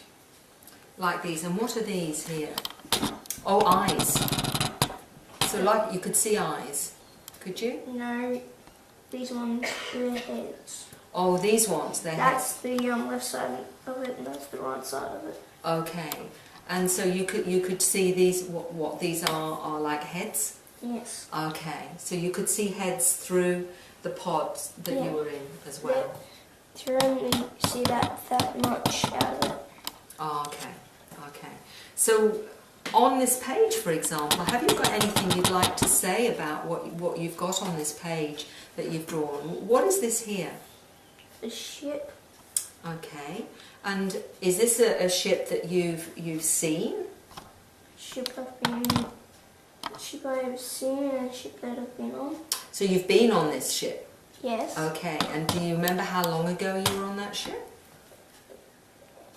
I remember I drew. What about this here? One of the things that was interesting was he told me that he started to do the drawings when he was about 3 years old, when he was ready to do those drawings. He talked about a number of beings that were there that helped him. And one of the things he also, was talking about was he got taught in a kind of school with other humans, like his school friends, but also some that didn't look human. I said, how did you know that they weren't human? He said, because their eyes were different. And he was talking about using his mind to create things in the air and to manipulate things in the air. And he said also we got taught very complex subjects. So I said, could you tell me how complex are those subjects? And he said, no, because they're too complex for you. So I was definitely put in my place there. And there you go. Now, isn't that interesting, though? The way I wanted to show you that, really all I do is reiterate what I'm being told, but just so you can hear how they describe things and how they understand things. And this is how many of my interactions have been, is just hearing their story or how they've understood them. Right, let's take you to some more interesting cases that I've come across. This young man, notice again ADHD, so many of them. His father, who's an engineer in Texas, wrote to me about them all having experiences, but the children were really explaining things about the experiences, actually more than the parents understood. And this is what he said. He said he came from Andromeda, that his mother had blue skin, and the language was thought formed with telepathy. And one of the fascinating things that freaked him out a little bit about his son is he said, he even asked me to explain what it was I was doing at work because he couldn't understand the computer code I was writing at the time. So in other words, while Edward, as I'll call him, the engineer, was on a computer at work, Peter was able to access his father's consciousness and actually see what he was doing on the screen at work and was actually asking what it was. This is what I mean about these kinds of abilities. He feels he can read people's minds and it can be scary. He claims to see through other people's eyes at times. and he sees UFOs and acts as though it's all normal. There's another young man who I have had communication with his family and what have you in the UK. One of the things that he told me was when he went to school, he told the teachers that they teach in a linear fashion and he thinks in spirals. So he was explaining why he didn't resonate with their kind of information. And he told me this. He told me he came through a portal in the sun. And this is really interesting because any of you want to look at some of the strange anomalies around the sun now, it makes you wonder whether or not that's extremely accurate, because there does seem to be strange kinds of objects they're finding in the sun's energy. If you go and look for yourself, many of the children born these days have memories intact from their previous existence on board craft as extraterrestrials. They are kept on track by continuing their interaction with their cosmic family while they're in human form. And the fascinating thing is that more and more children will tell me that about their space family, where they're from, and that they've come in human form. This young man, some of you may be aware of, I have spoken about him before. Bariska came to my attention probably about 15 years ago now. He spoke on Project Camelot. They went over to Russia to meet this young man. And he talked about, I used to fly from Mars to Earth. He talked about the Lemurians that he remembers visiting, and there were wars on Mars at the time. He also spoke about cosmology. He was extremely aware. And he also, his life on Mars, its inhabitants, the flights to other planets, including Earth, and a country called Lemuria. There is knowledge under the pyramids. As an aside, he was explaining that. Well, look at these kinds of images that we get. There are a great deal of evidence now. There were giants on the planet. And one of the interesting accounts that I had with talking about one of the intelligences, this young boy told me that we were being upgraded by some of these intelligences, and he was aware of it because he was there at the time, and they did genetic modification, and they were making us more like them, was how he explained it. My last life was on Mars. I used to build interstellar craft. Zach is 16. He lives in the US. I've had numerous conversations with him over Skype. One of the fascinating things, he went into depth and information about the fact that he knew how to build interstellar craft. I said to him, was this something you learned on spacecraft? Was this something downloaded? He said, no, this is past life memory. So he already has retained it. And this is what he's been on wars with Mars, with various groups of extraterrestrials. And of course, we know there's a lot of anomalies on Mars. I'm going to talk to you about some 7-year-old girls in a minute that actually have been on spacecraft to Mars and tell me about the inhabitants under the surface of Mars as well. So I told you we'd be going down the rabbit hole. Past life recall at 5 years old, Peter knew as much as there was to know about Andromeda because he said he is from there. This electrical engineer and have seen many craft and had encounters. Both children, the daughter 7 and Peter 12, have conscious recall of their encounters with multidimensional awareness of past life recall. And this is something Peter told Edward, was this: I can do great things. Something amazing happened before I died.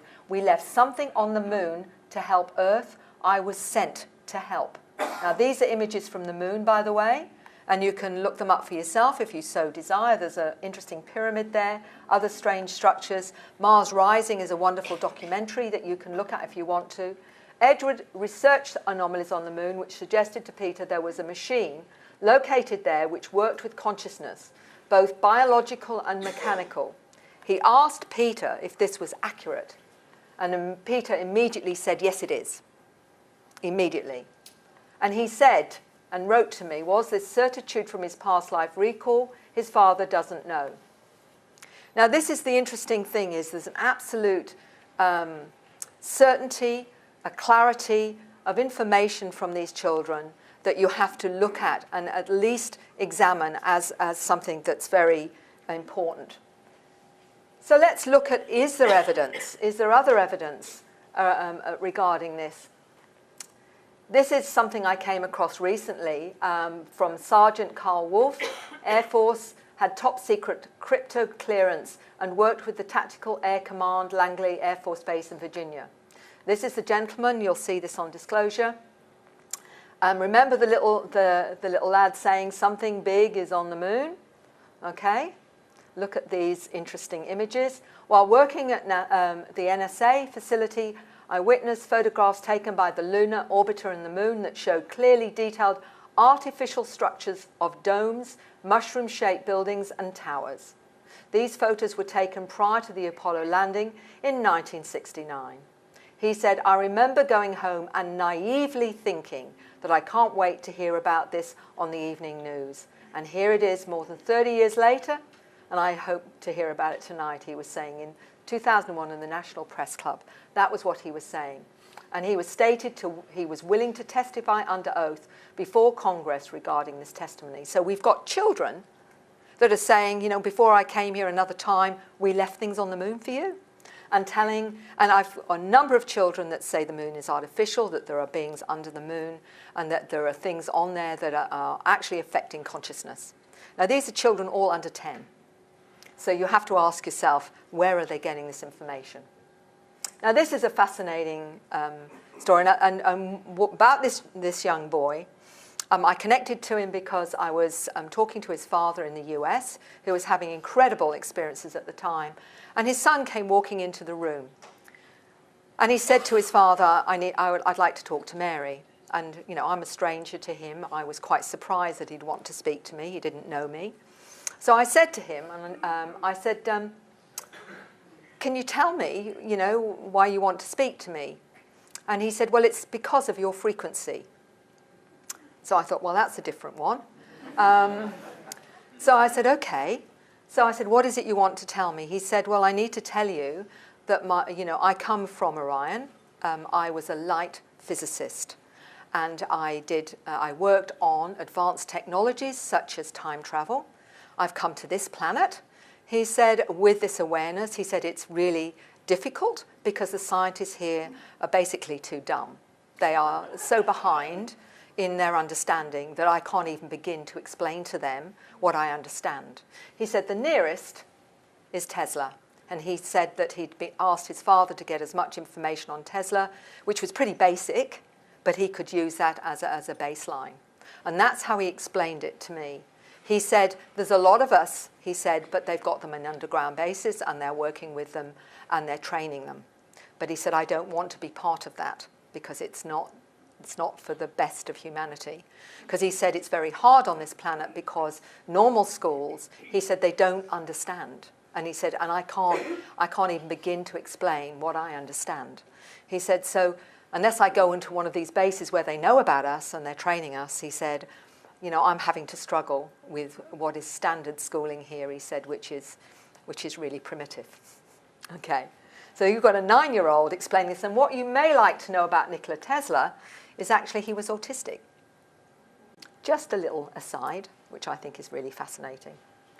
This young lad, Asperger's ADHD, the music is about shifting our DNA. Now this young man is, I think he's 11, this one. Yes, he's 11 in Australia. The mother contacted me, has had experiences herself. And this is one of the beings that he sees that he feels is a loving being, he tells me. And what he was saying was, he plays the piano, and he says that sometimes when he plays the piano, one of these beings comes and helps him play certain types of songs, he calls them. And he said it's the same energy as this particular being. And this is what he said. His mother said he knew the titles before he even started playing. And he said to me, and I chatted to him about the process, and he said, when I play the 3-minute song, my hands cramp up from doing it normally. But with this, I can change speed and do it for 12 minutes, and I don't feel any pain at all. It's like my hands are doing it by itself. When I have finished, I feel drowsy, like I'm going to pass out. These songs I need to give to people to wake them up. His songs from he channeled these pieces. At no time, his mother said, did Arthur practice them first. He named each one before playing it. It was as though he knew what was coming next, because you could see if he made a mistake, he knew it. Then he would repeat the notes in sequence, all of this in a few seconds. If he hadn't prepared it, how did he know he made a mistake? And these are some of the titles. Insanity, Decoding Human DNA. Learning, Meditation, Going Within Yourself, Arrival.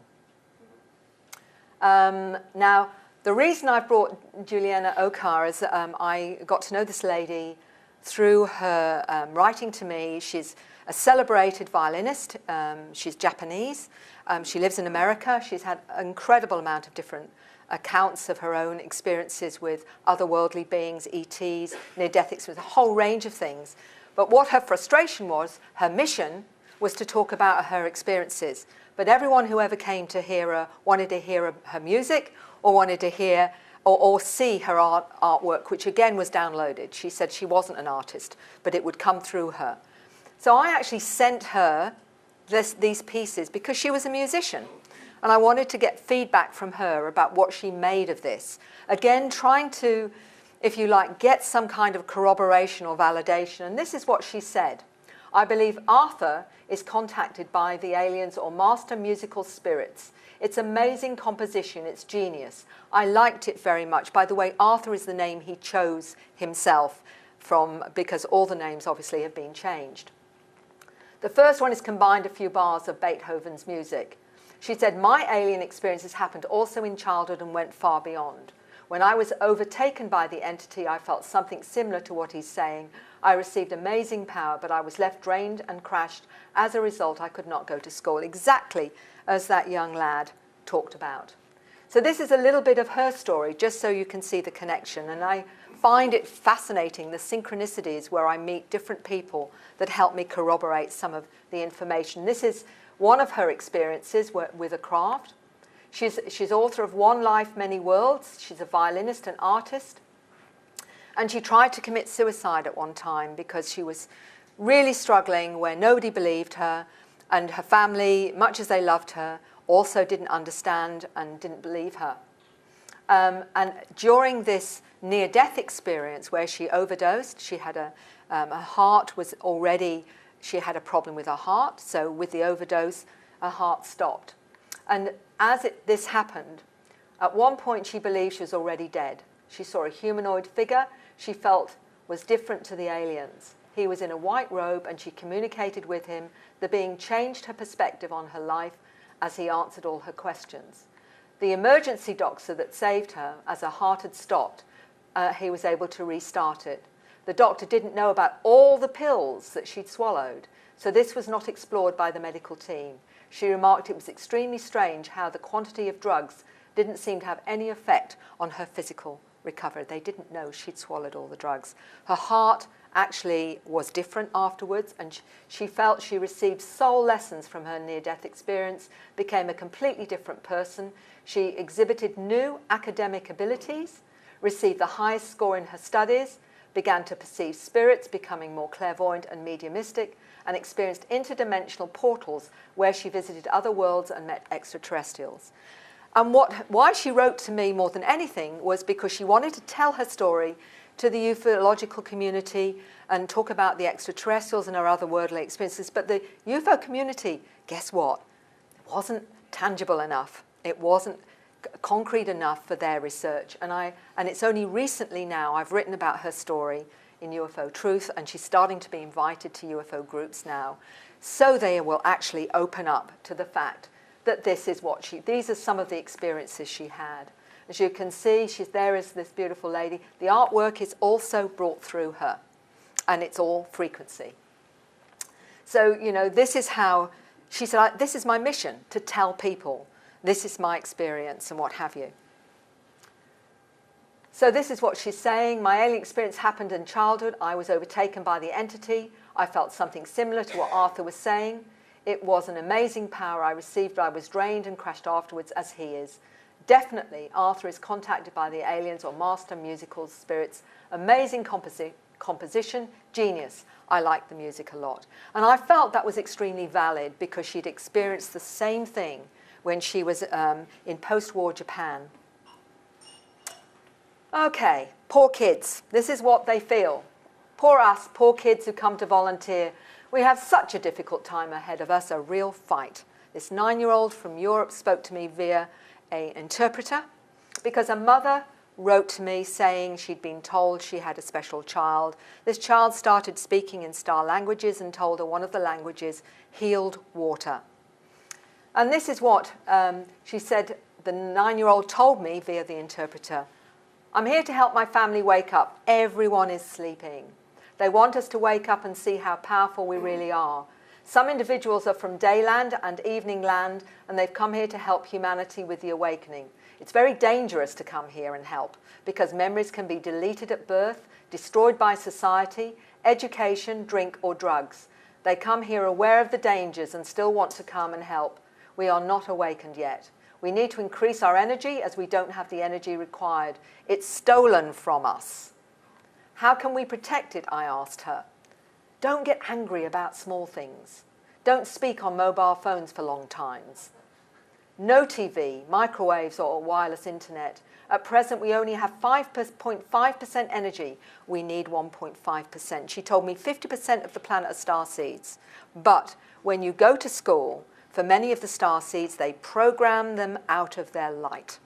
And so only maybe 20% of that 50% retain their light. Now remember, this is coming from a 9-year-old.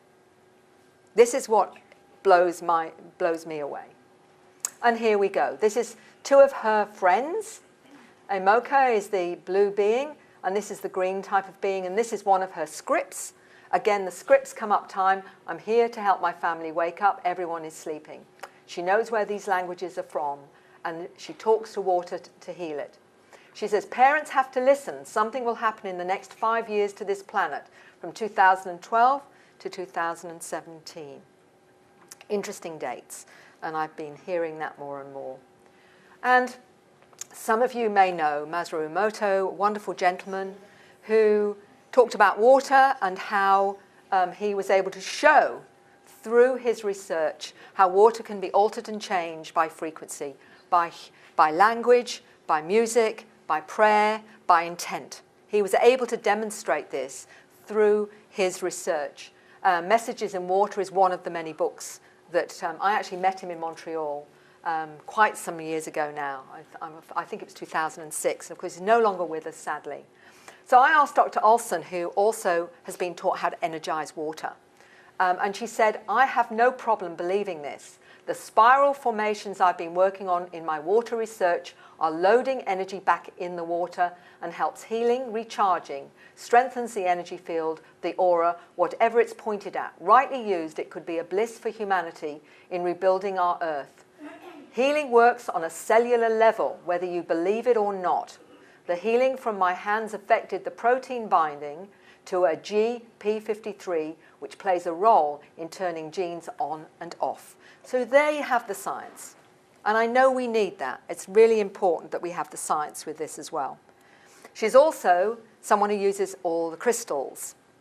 And she's got the most amazing collection of crystals. When I stayed with her for a whole week. I had an amazing time with her. And she said, I was taught how to feel the crystals and stones I sometimes use.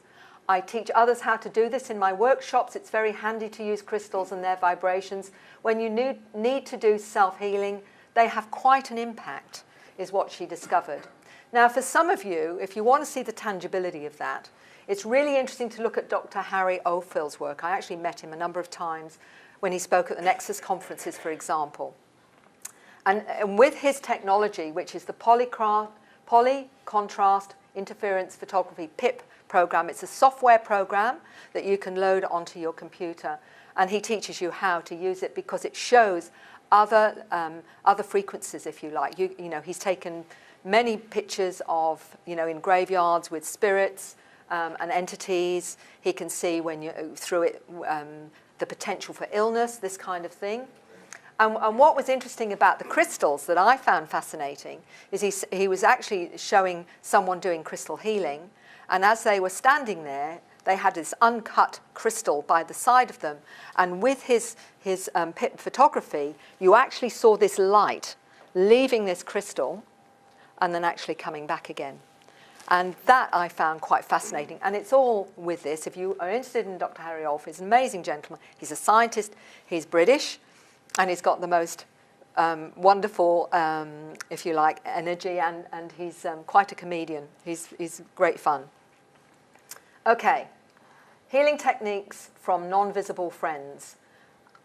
This is one of the other things that Dr. Olson was taught through her encounters, a quantum healing through her encounters and how it reaches problems at an atomic level. I got taught by my non-visible friends how to enhance and direct my energy, how to partly leave my body to be able to go into my client's body and feel the problem. I do the same thing to connect to their past lives or problems in their present that can cause imbalance leading to the problem. I correct and balance any imbalanced energies. I also reload them with higher frequencies, and thus they're helped on an energy level. This is proven to halt cancers, but if the treatment ceases before the cancer is cured, the cancer grows and extremely fast with death as the only end. If the cancer is cured but the karma is not balanced, the cancer returns, maybe to another part of the body. And she says she can manipulate matter. I can open a tight lid if I focus my energy outside my body to reach the atoms and elevate them so I can then move the lid. Now, she's showing us what the kids are already talking about. And this is why I think it's so fascinating. Drawn to, I describe it as energy balancing to facilitate the body healing on its own by healing, energizing water.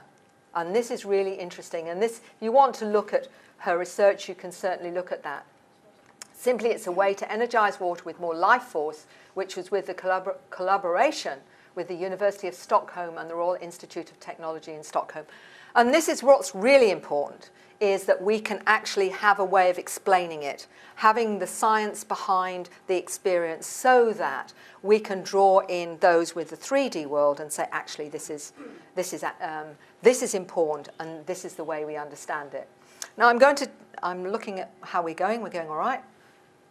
Okay. A 5-year-old girl explains her drawings, her trips on spacecraft. The daughter has absolutely no fear. This is one of her drawings of the beings coming into her room. This is a spacecraft that she's in with one of what she calls the hybrid friends and a little boy. Let me explain how her mother wrote this to me. The daughter explained this drawing of this being and being taken through the window. This is what she said. It was a boy, a special friend, who walks through the window. It doesn't matter if the window is open or closed. He comes in when we're in our bunk beds. Her mother asked, why did he come to see her? She said, he's telling me all about your baby. It's a boy baby and will come in your tummy soon. He, the being, comes at night. He was telling me all about outer space. She then went on to say, I woke up in the night and I thought I heard little footsteps. Then I just went back to sleep. I thought it was you, Mum and Dad, but I saw a white foot and I said, don't be afraid, I'm a nice person. I'm sorry I scared you. I said it so it wouldn't be afraid of me. Aww. How's that? And then the mother wrote this to me. I'm texting word for word what she says because she's getting a little bit freaked out. All that's happening is that they are in a spaceship in a craft. The craft is grey and the windows are blue. Okay. Her daughter says, that's one of our special friends. That's a girl. She's half girl and half special friend. Her hair is the colour of her hair is light brown. She has thin hair. How many of the hybrids have thin hair? That's a boy that's jumping up and down, so she's going into the account really well so that he can look out. He's not tall enough yet. Those are stars and the moon and the sun, and the big ones are planets. Mercury, Mars and Jupiter. She said to me, the special friend has a hybrid body. Her hair on her head is not as thick as hers. Her hybrid home is cold and everyone is leaving and Mars is their new home. 7-year-old girl. Look at the detail there and what that 7-year-old girl is saying. So let's go into another account from another 7-year-old girl who also went to Mars. This here is one of the beings she drew, which is like the mantid being, this being here. And she said this one was very quiet and didn't talk very much, was almost like in her hierarchy. She said the greys talk all the time, chatter all the time, is the way she said to me. A taller green alien standing on Mars in front of the dome. This is her drawings. This is her mother's drawing of 2 little grey beings and a mantid the daughter recognised. This is the dome she drew, the dome on Mars that she saw. And these are some domes on Mars, by the way. You can look at them on the Mars rover, just out of interest. This alien is important to me, the alien community, because he's very different to the grey aliens. The grey aliens don't need clothes because of their species of aliens. The green alien is rare, it doesn't talk at all. The grey ones talk all the time. The domes can be black or white. Very, very interesting. And this, again, is a little bit more that I found fascinating. This is one of the spacecraft she goes on. There's actually Earth down here. Space school, the school on Mars, we don't learn anything we learn on Earth, she said. Now remember, this is another little girl of 7. My daughter Fern described Mars as a desert. The aliens fed her and were very nice, and they spoke telepathically. She learnt paranormal skills. She saw babies in a crib and aliens of various ages. She interacted with a teenage alien in this school and said she learnt the most from her. When she returned, the aliens cloaked their craft so we couldn't see them. So she was aware that they can cloak.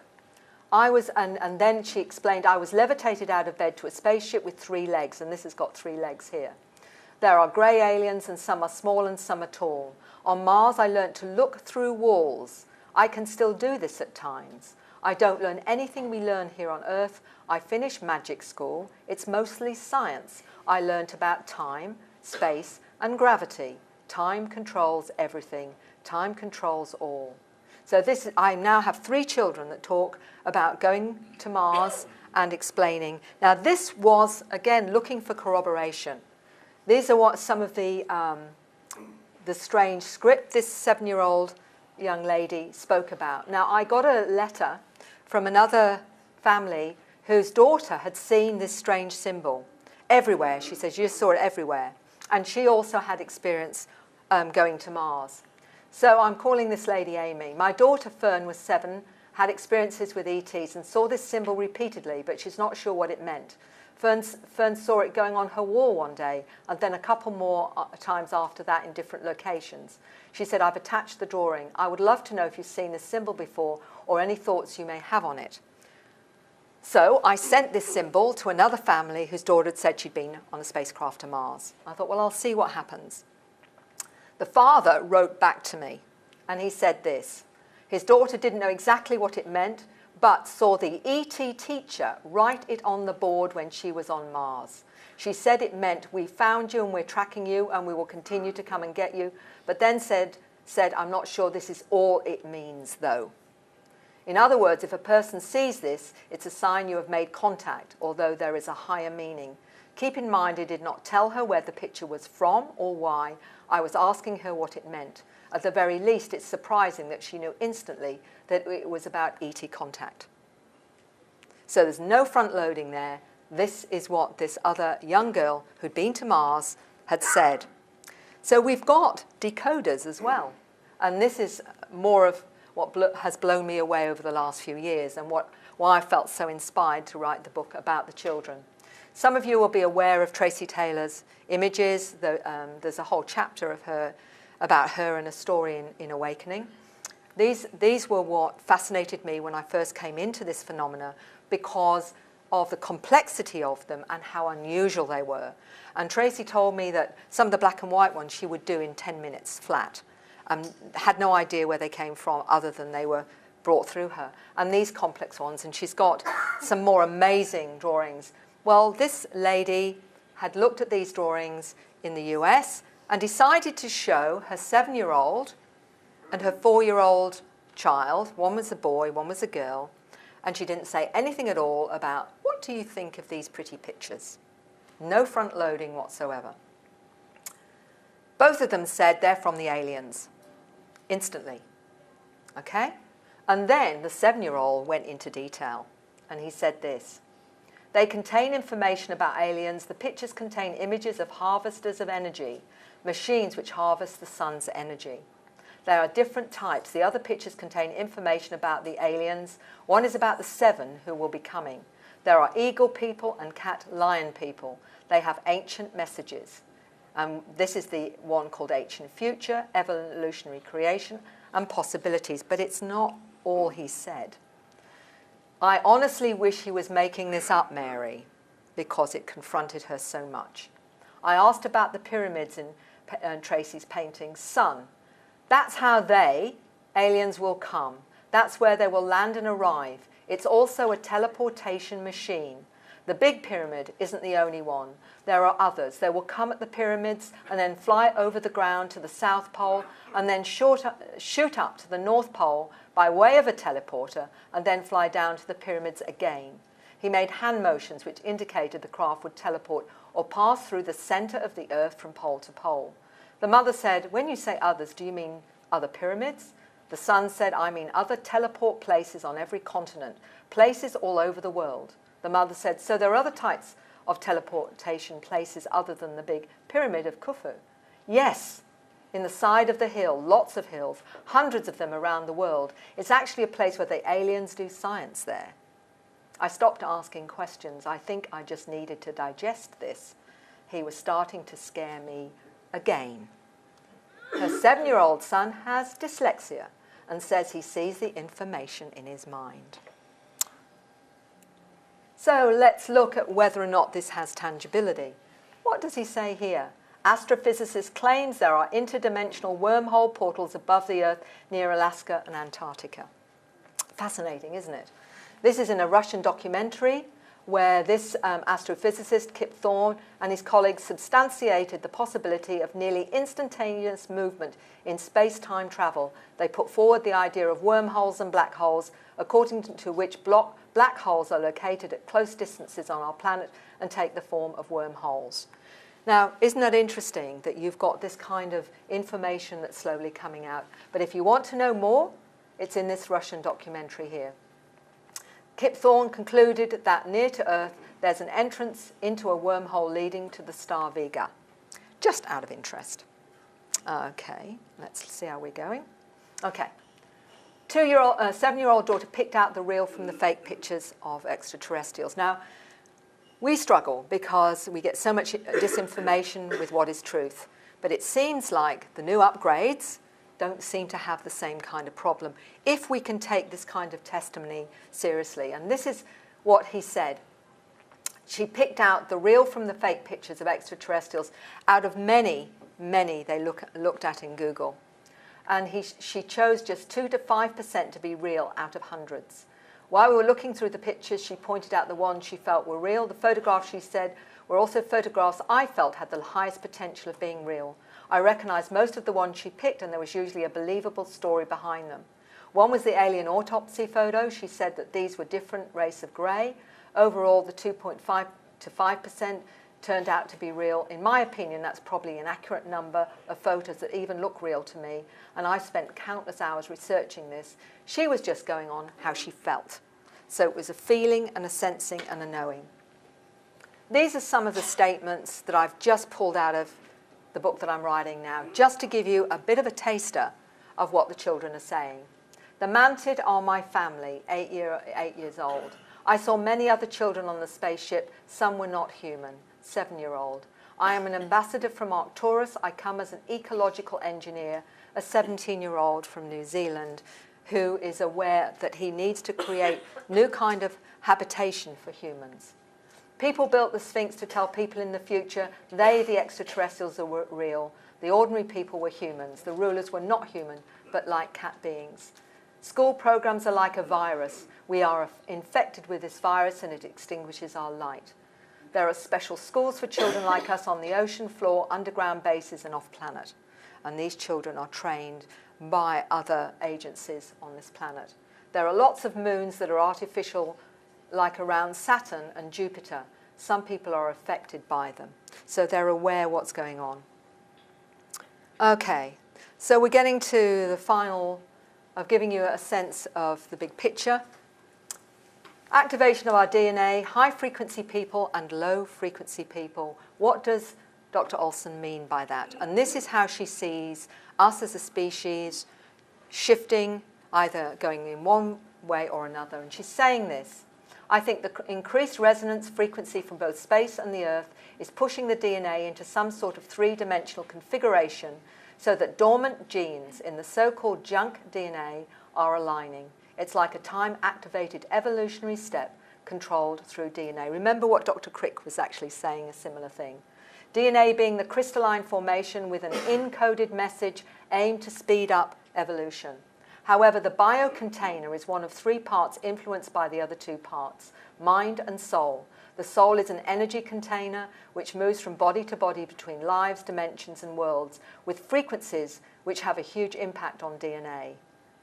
The soul provides the life force, the data bank, and this main control sends frequencies, signals, programmed photons, electrons, gamma rays to help you carry on your mission and evolve.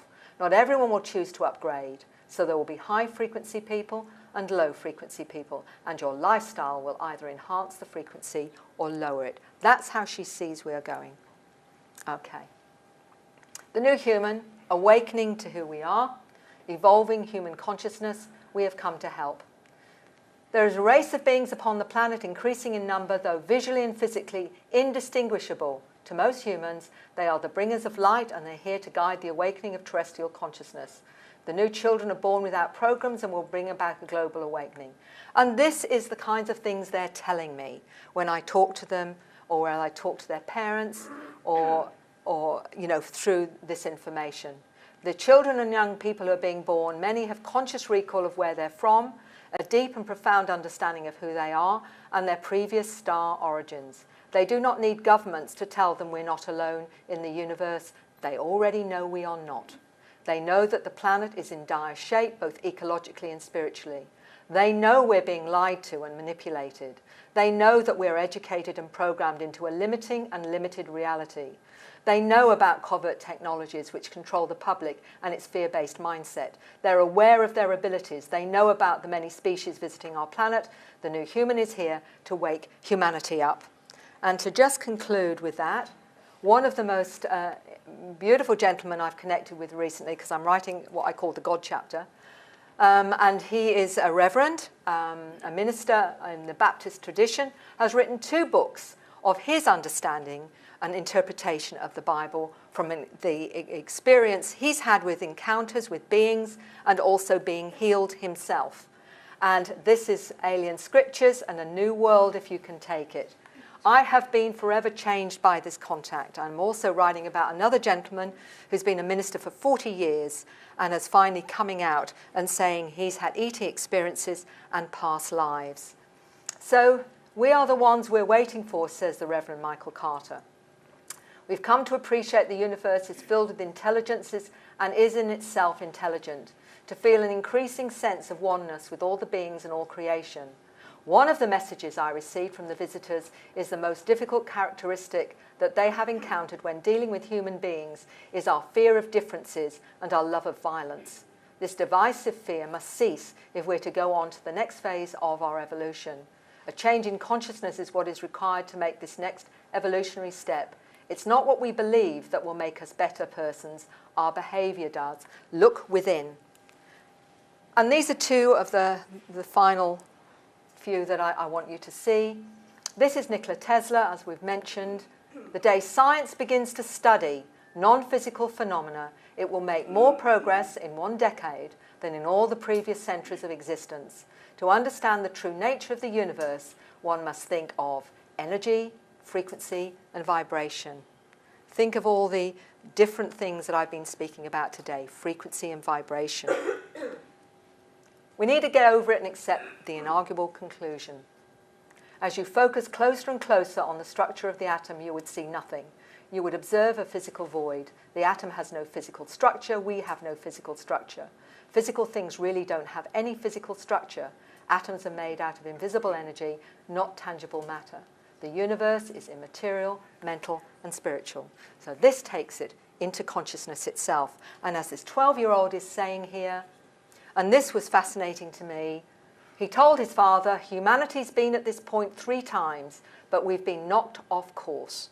This time, there is a 95% chance we will make it, and possibly a 100% chance we are headed to a higher level. It's due to the shift that's affecting everyone. He said, it's the star seeds and the indigos of the planet like us. Gaia cherishes us because we can help the vibration of the planet more than any others. And beyond that, this I had to put in. I had to put this in. This is a grandma in Queensland who her granddaughter actually said to her, and I asked if I had permission to say it, and this granddaughter said to her, "You don't have to worry, Nana. They're guiding us home." And I thought that was pretty beautiful. So really, that's all I can share with you today. But I will say that I'm speaking at the Paradigm Shift Summit. And if you want information about Free and the new organisation, where we are going to rattle cages, I can promise you, with this new organisation. But I do hope that what I've spoken about today makes some sense, or at least for some of you. If there's anything in it that makes sense to you, then go and look some more. But that's my research. This is what I'm finding. Thank you. Thank you.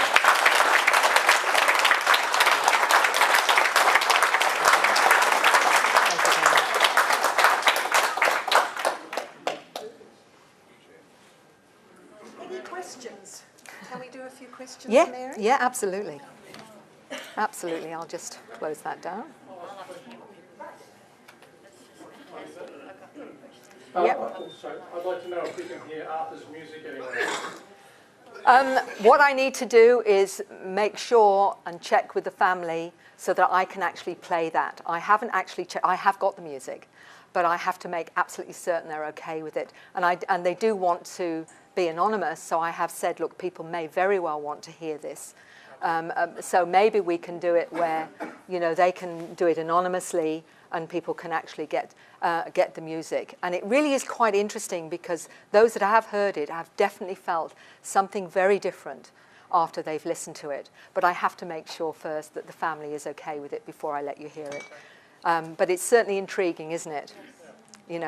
And this is just one thing. I've got another young man who is an artist, and he tells me that all his artwork is about triggering interdimensional awareness, because all of his stuff is star systems, and his artwork, actually, when you look at it, will trigger you into another state. And he's very aware of that because he said, that's what they want me to do. And he comes from, he said, another dimension. He's aware that that's where he's from.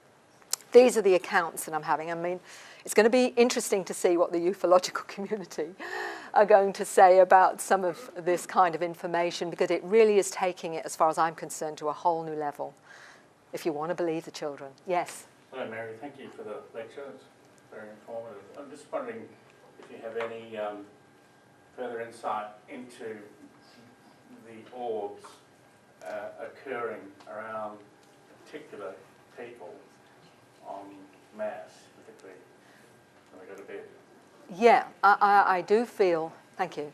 I'm going to tell you a little story, and it's with a lady who does a lot with crop circles. And one of the insights I got about what the orbs were, and I'm not saying all of them are this, was I did a regression with her in Glastonbury because she wanted to know that when she was woken up, her boyfriend was absolutely freaked out, and he explained that during the night he kept seeing these orbs flying around, and it freaked him out. He tried to wake her and she couldn't be woken up. And as she woke up, she said, it's not what you see, it's what you don't see. And she'd never understood why she said that, and she couldn't understand what that meant. So in this regression, when we did this regression, we found out the orb that freaked him out was her, out of body. It was actually her. And that's why he couldn't wake her up, because she wasn't in her body. If there's multiple orbs, and if they recognise the camera, Yeah. they recognise them, That's it. hit the camera and orbit image. What you'll see in some of the orbs actually is faces and what have you. I've got one with an ET in the middle, but what I did as an experiment, and anyone can do it, you don't need expensive. In fact, if your camera's not very expensive, it's even better because there's less screens. I've got a picture of it in another Triggers of Consciousness, I think I show this, outside, and I often take pictures of orbs and all sorts, and I feel you can call them up because they are conscious, and they may be some of your spirit family, your ET family, or whatever. And I said, come on, guys, show yourselves, at least one of you. And I had a friend with a camera just a few feet away from me, and I didn't see it, but I felt it. And I said, well, I think it's there now, take a picture. A meter from my hand was an orb. And it really isn't hard to pull them in. And you see them around, when I was at James Gilliland's ranch, for example, literally within seconds of taking one picture with orbs, the whole picture was filled with orbs, and some of them, he says, are nature spirits as well. So it seems in non-physical form, that may be very well one of the ways that we travel. And I firmly believe that's the case.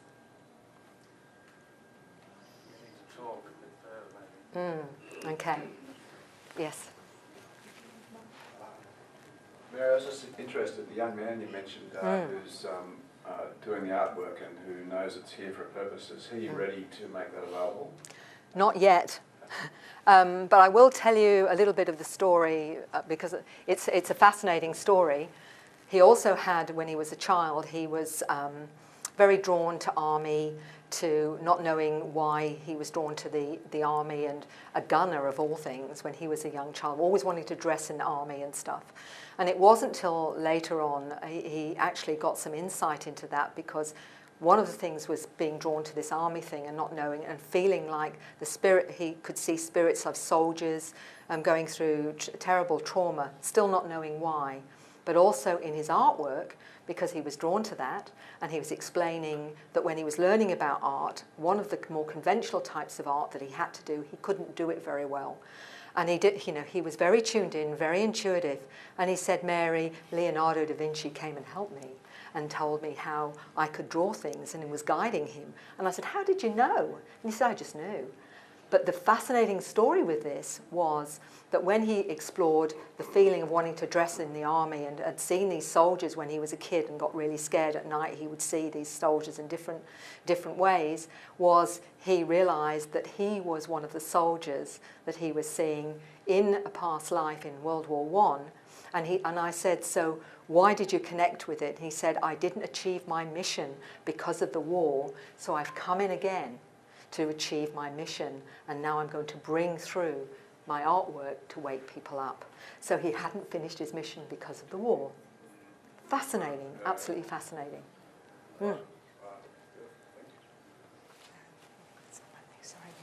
Oops, yeah.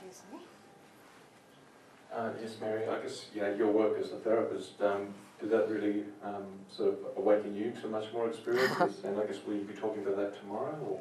Oh, certainly. I hope to go into detail. One of the things that's been really interesting for me is the process of putting all these accounts together, making sense of them, because, when you work in this field, it is inevitable that you're going on your own journey. You can't possibly help people and work with them over the number of years, over 20 odd years now I've worked with experiences, and not be touched and changed. Because you want answers too, because things come up that you've never been exposed to before, that I never knew about. So I talk about that in the book, that, I'm forever changed, as I know Mariana would say the same, from those accounts. Some of you go through the experience, some of us get changed by listening and hearing that experience, and I feel that's what's happened for me. It's got me to question everything in my life, everything that I thought was real, and I know that experiences go through all of that because they've got to start again, because so much of what we're educated into believing is inaccurate and untrue. There's truths within there, there's a lot of disinformation, and that goes in every area, from science and biology, anthropology, archaeology. Look at how little we know about our DNA and how we're lied to about that. We're not told all those things that whistleblower was talking about. And this is the thing that frustrates me, because I think you're all here because you want to understand. You want the truth. Whatever that truth may be, you want to know what it is. And it's very hard to find the truth on this planet, because there are so many agencies out there that don't want to tell you what they know or whatever. And that's why I'm so hopeful with the children, because they don't watch talk shows, they don't read books.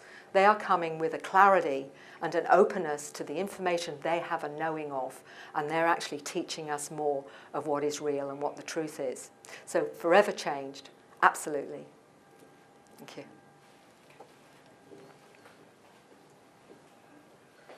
Mary, I just want to go back to Nikola Tesla and the little boy that that was on your presentation, one of them, yes, who was very brilliant and which ADD or HD.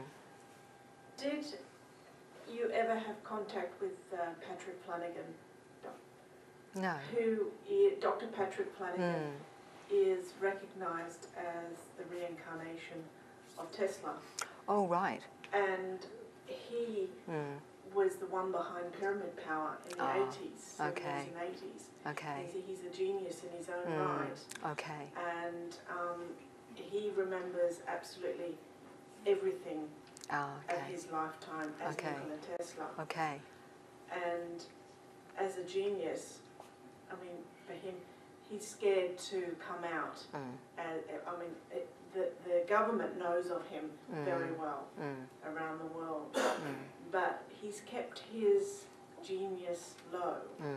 But for kids like that to interact with someone like him who already knows and is in connection with, I'm just asking if you knew of him and his connections and what he's already doing on the planet. I don't, but I also feel the children eventually, thank you, I do feel eventually the children will connect who they need to connect with. One of the interesting things this young boy told me, that whenever he went to a sacred site, or like the pyramids or Chichen Itza, for example, he says he gets downloads. So every time he goes to one of these places, a whole load of new information. And one of the places he needs to go to is the Pyramid of Khufu for the same reason. He said he will get downloads. He said what people don't understand about the pyramids is that they actually needed to be surrounded by water, but it had to be pure water. And he said with the pure water and the pyramid and the consciousness of the individual, you can teleport. He said that's how you do it. That's how he explained it. He said, yes, but it needs to be surrounded by pure water and in combination with the consciousness of the individual, and that's how he explained it. So again, it's amazing information, and all we need to do now, I think, is start to provide an opportunity and a place for these children to teach us what we need to know. And I've talked about in the book, I'm actually talking about needing new schools. These schools are where these children teach us what we need to know to help them to be all that they need to be. And that is, I think, the next step. And how that's going to manifest yet, I don't know. But I don't think they've been born without that opportunity. There must be something that helps that process. Otherwise, I don't think they would bother to incarnate right now.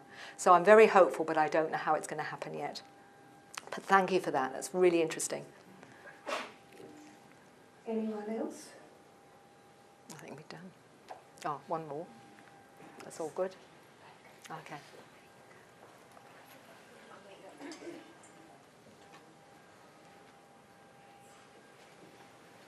I was really happy with what this lady just shared. I think it's really important because there's many people around the world that are connecting at the level that you just spoke about, Patrick Flanagan. Yeah. I'm one of them, actually. So I'm really looking forward to the workshop tomorrow. Okay. And I think it's more conscious people, us getting together, and putting it into flight. Yes. And that's why I'm here today. Okay. And I'm really happy to connect, and I was really happy to hear that about Patrick Flanagan because of my connection with the Philadelphia experiment. Okay. Thank you. Thank you. Thank you very much, Mary. I just wanted to know when your new book will be out. Right. Well, I'm writing the conclusion now, but there's a lot of editing that needs to happen. I'm hoping in the next 2 or 3 months it will be ready with a little bit of help and a bit of peace and quiet. I might be able to do that, but it's really virtually ready, other than the fact that it really needs now to be polished a little bit as well. So it's not long, I hope, and I'm really looking forward, in a way, to putting it out there. But I'm also wondering how it's going to be received, because it really is another step into the matrix. So it's going to be interesting. Thank you. There was someone here. Oh, yes. Yes, take it. Yes.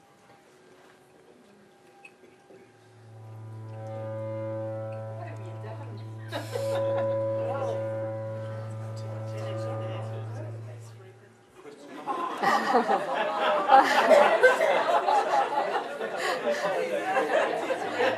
Oh. Big voice. Okay. Everybody just settle down. That's enough. Okay. I just wanted to know, just to let everybody know, just Yeah. a slightly sceptical notion. Yeah. Although I've got no problem with aliens, I've got no problem with Yeah. special children, stuff like that. Yeah. But let's say a child comes to you and they start talking, they immediately say, "Oh, I've had this experience." How do you discern if they then think, "Oh, I'm getting some attention now," and the imagination comes into play? I mean, Yeah. is there a way of discerning? Because that would obviously be a danger. And look, it's a very important one. I'm a mother and a grandmother, so I've got 4 grandchildren, for example. There's 2 things that go on. Obviously, a child doesn't come to me on their own anyway. They're coming with a parent who is, discovered that there's things going on for their child. Now, most mothers here or grandmothers here, you're pretty clear when someone is, your child is fantasizing or telling you a story, or when they're actually talking about an experience. That's the first thing. There is there's just a knowing with your child. You know your child really, really well. The other thing that's really interesting when I've asked, talk to somebody, whether it's over Skype or they've come to see me, is the detail they go into. Now, when you're going into your imagination, often it's not that there's a very loose story around that, especially with a young child. But when you have children saying, and they cloaked the craft, I don't know 7-year-olds that know about craft being cloaked and they floated through the wall or whatever. These are not things they see on TV, and the language is not the language that they use. And it's really the detail, it's their understanding of it and how they describe it. There are all those things put together which give it a very compelling effect on its truth. Okay? I've got to say, I've got a grandchild who's a letter child, so I'll be looking at him a bit differently now. Oh, okay. There you go. Thank you, Mary. Are you aware of the information from Russian scientists about the power of light to shift DNA? Like literally some fairly gruesome experiments where pancreases of mice have been destroyed and then a laser encoded with the pancreas of a healthy mouse. Yeah. Okay. Restores them to life within a few hours. The whole pancreas regenerates. And there's a whole lot of research about how light actually can totally shift energy in a very short space of time. I'm not aware of it, but of course Edgar Casey talked about this, light and sound as the new kinds of healing. So I'm not actually aware of that. I'd be very interested to know the links, because part of this is pulling in the information from as many different sources to actually see if we can understand what it is that's going on. And that's what I've tried to do most often. I'm always grateful for information that helps me, connect the dots a bit more. So that's really fascinating. Thank you. Are we done and dusted? We're done and dusted. There we go. With that, please give a warm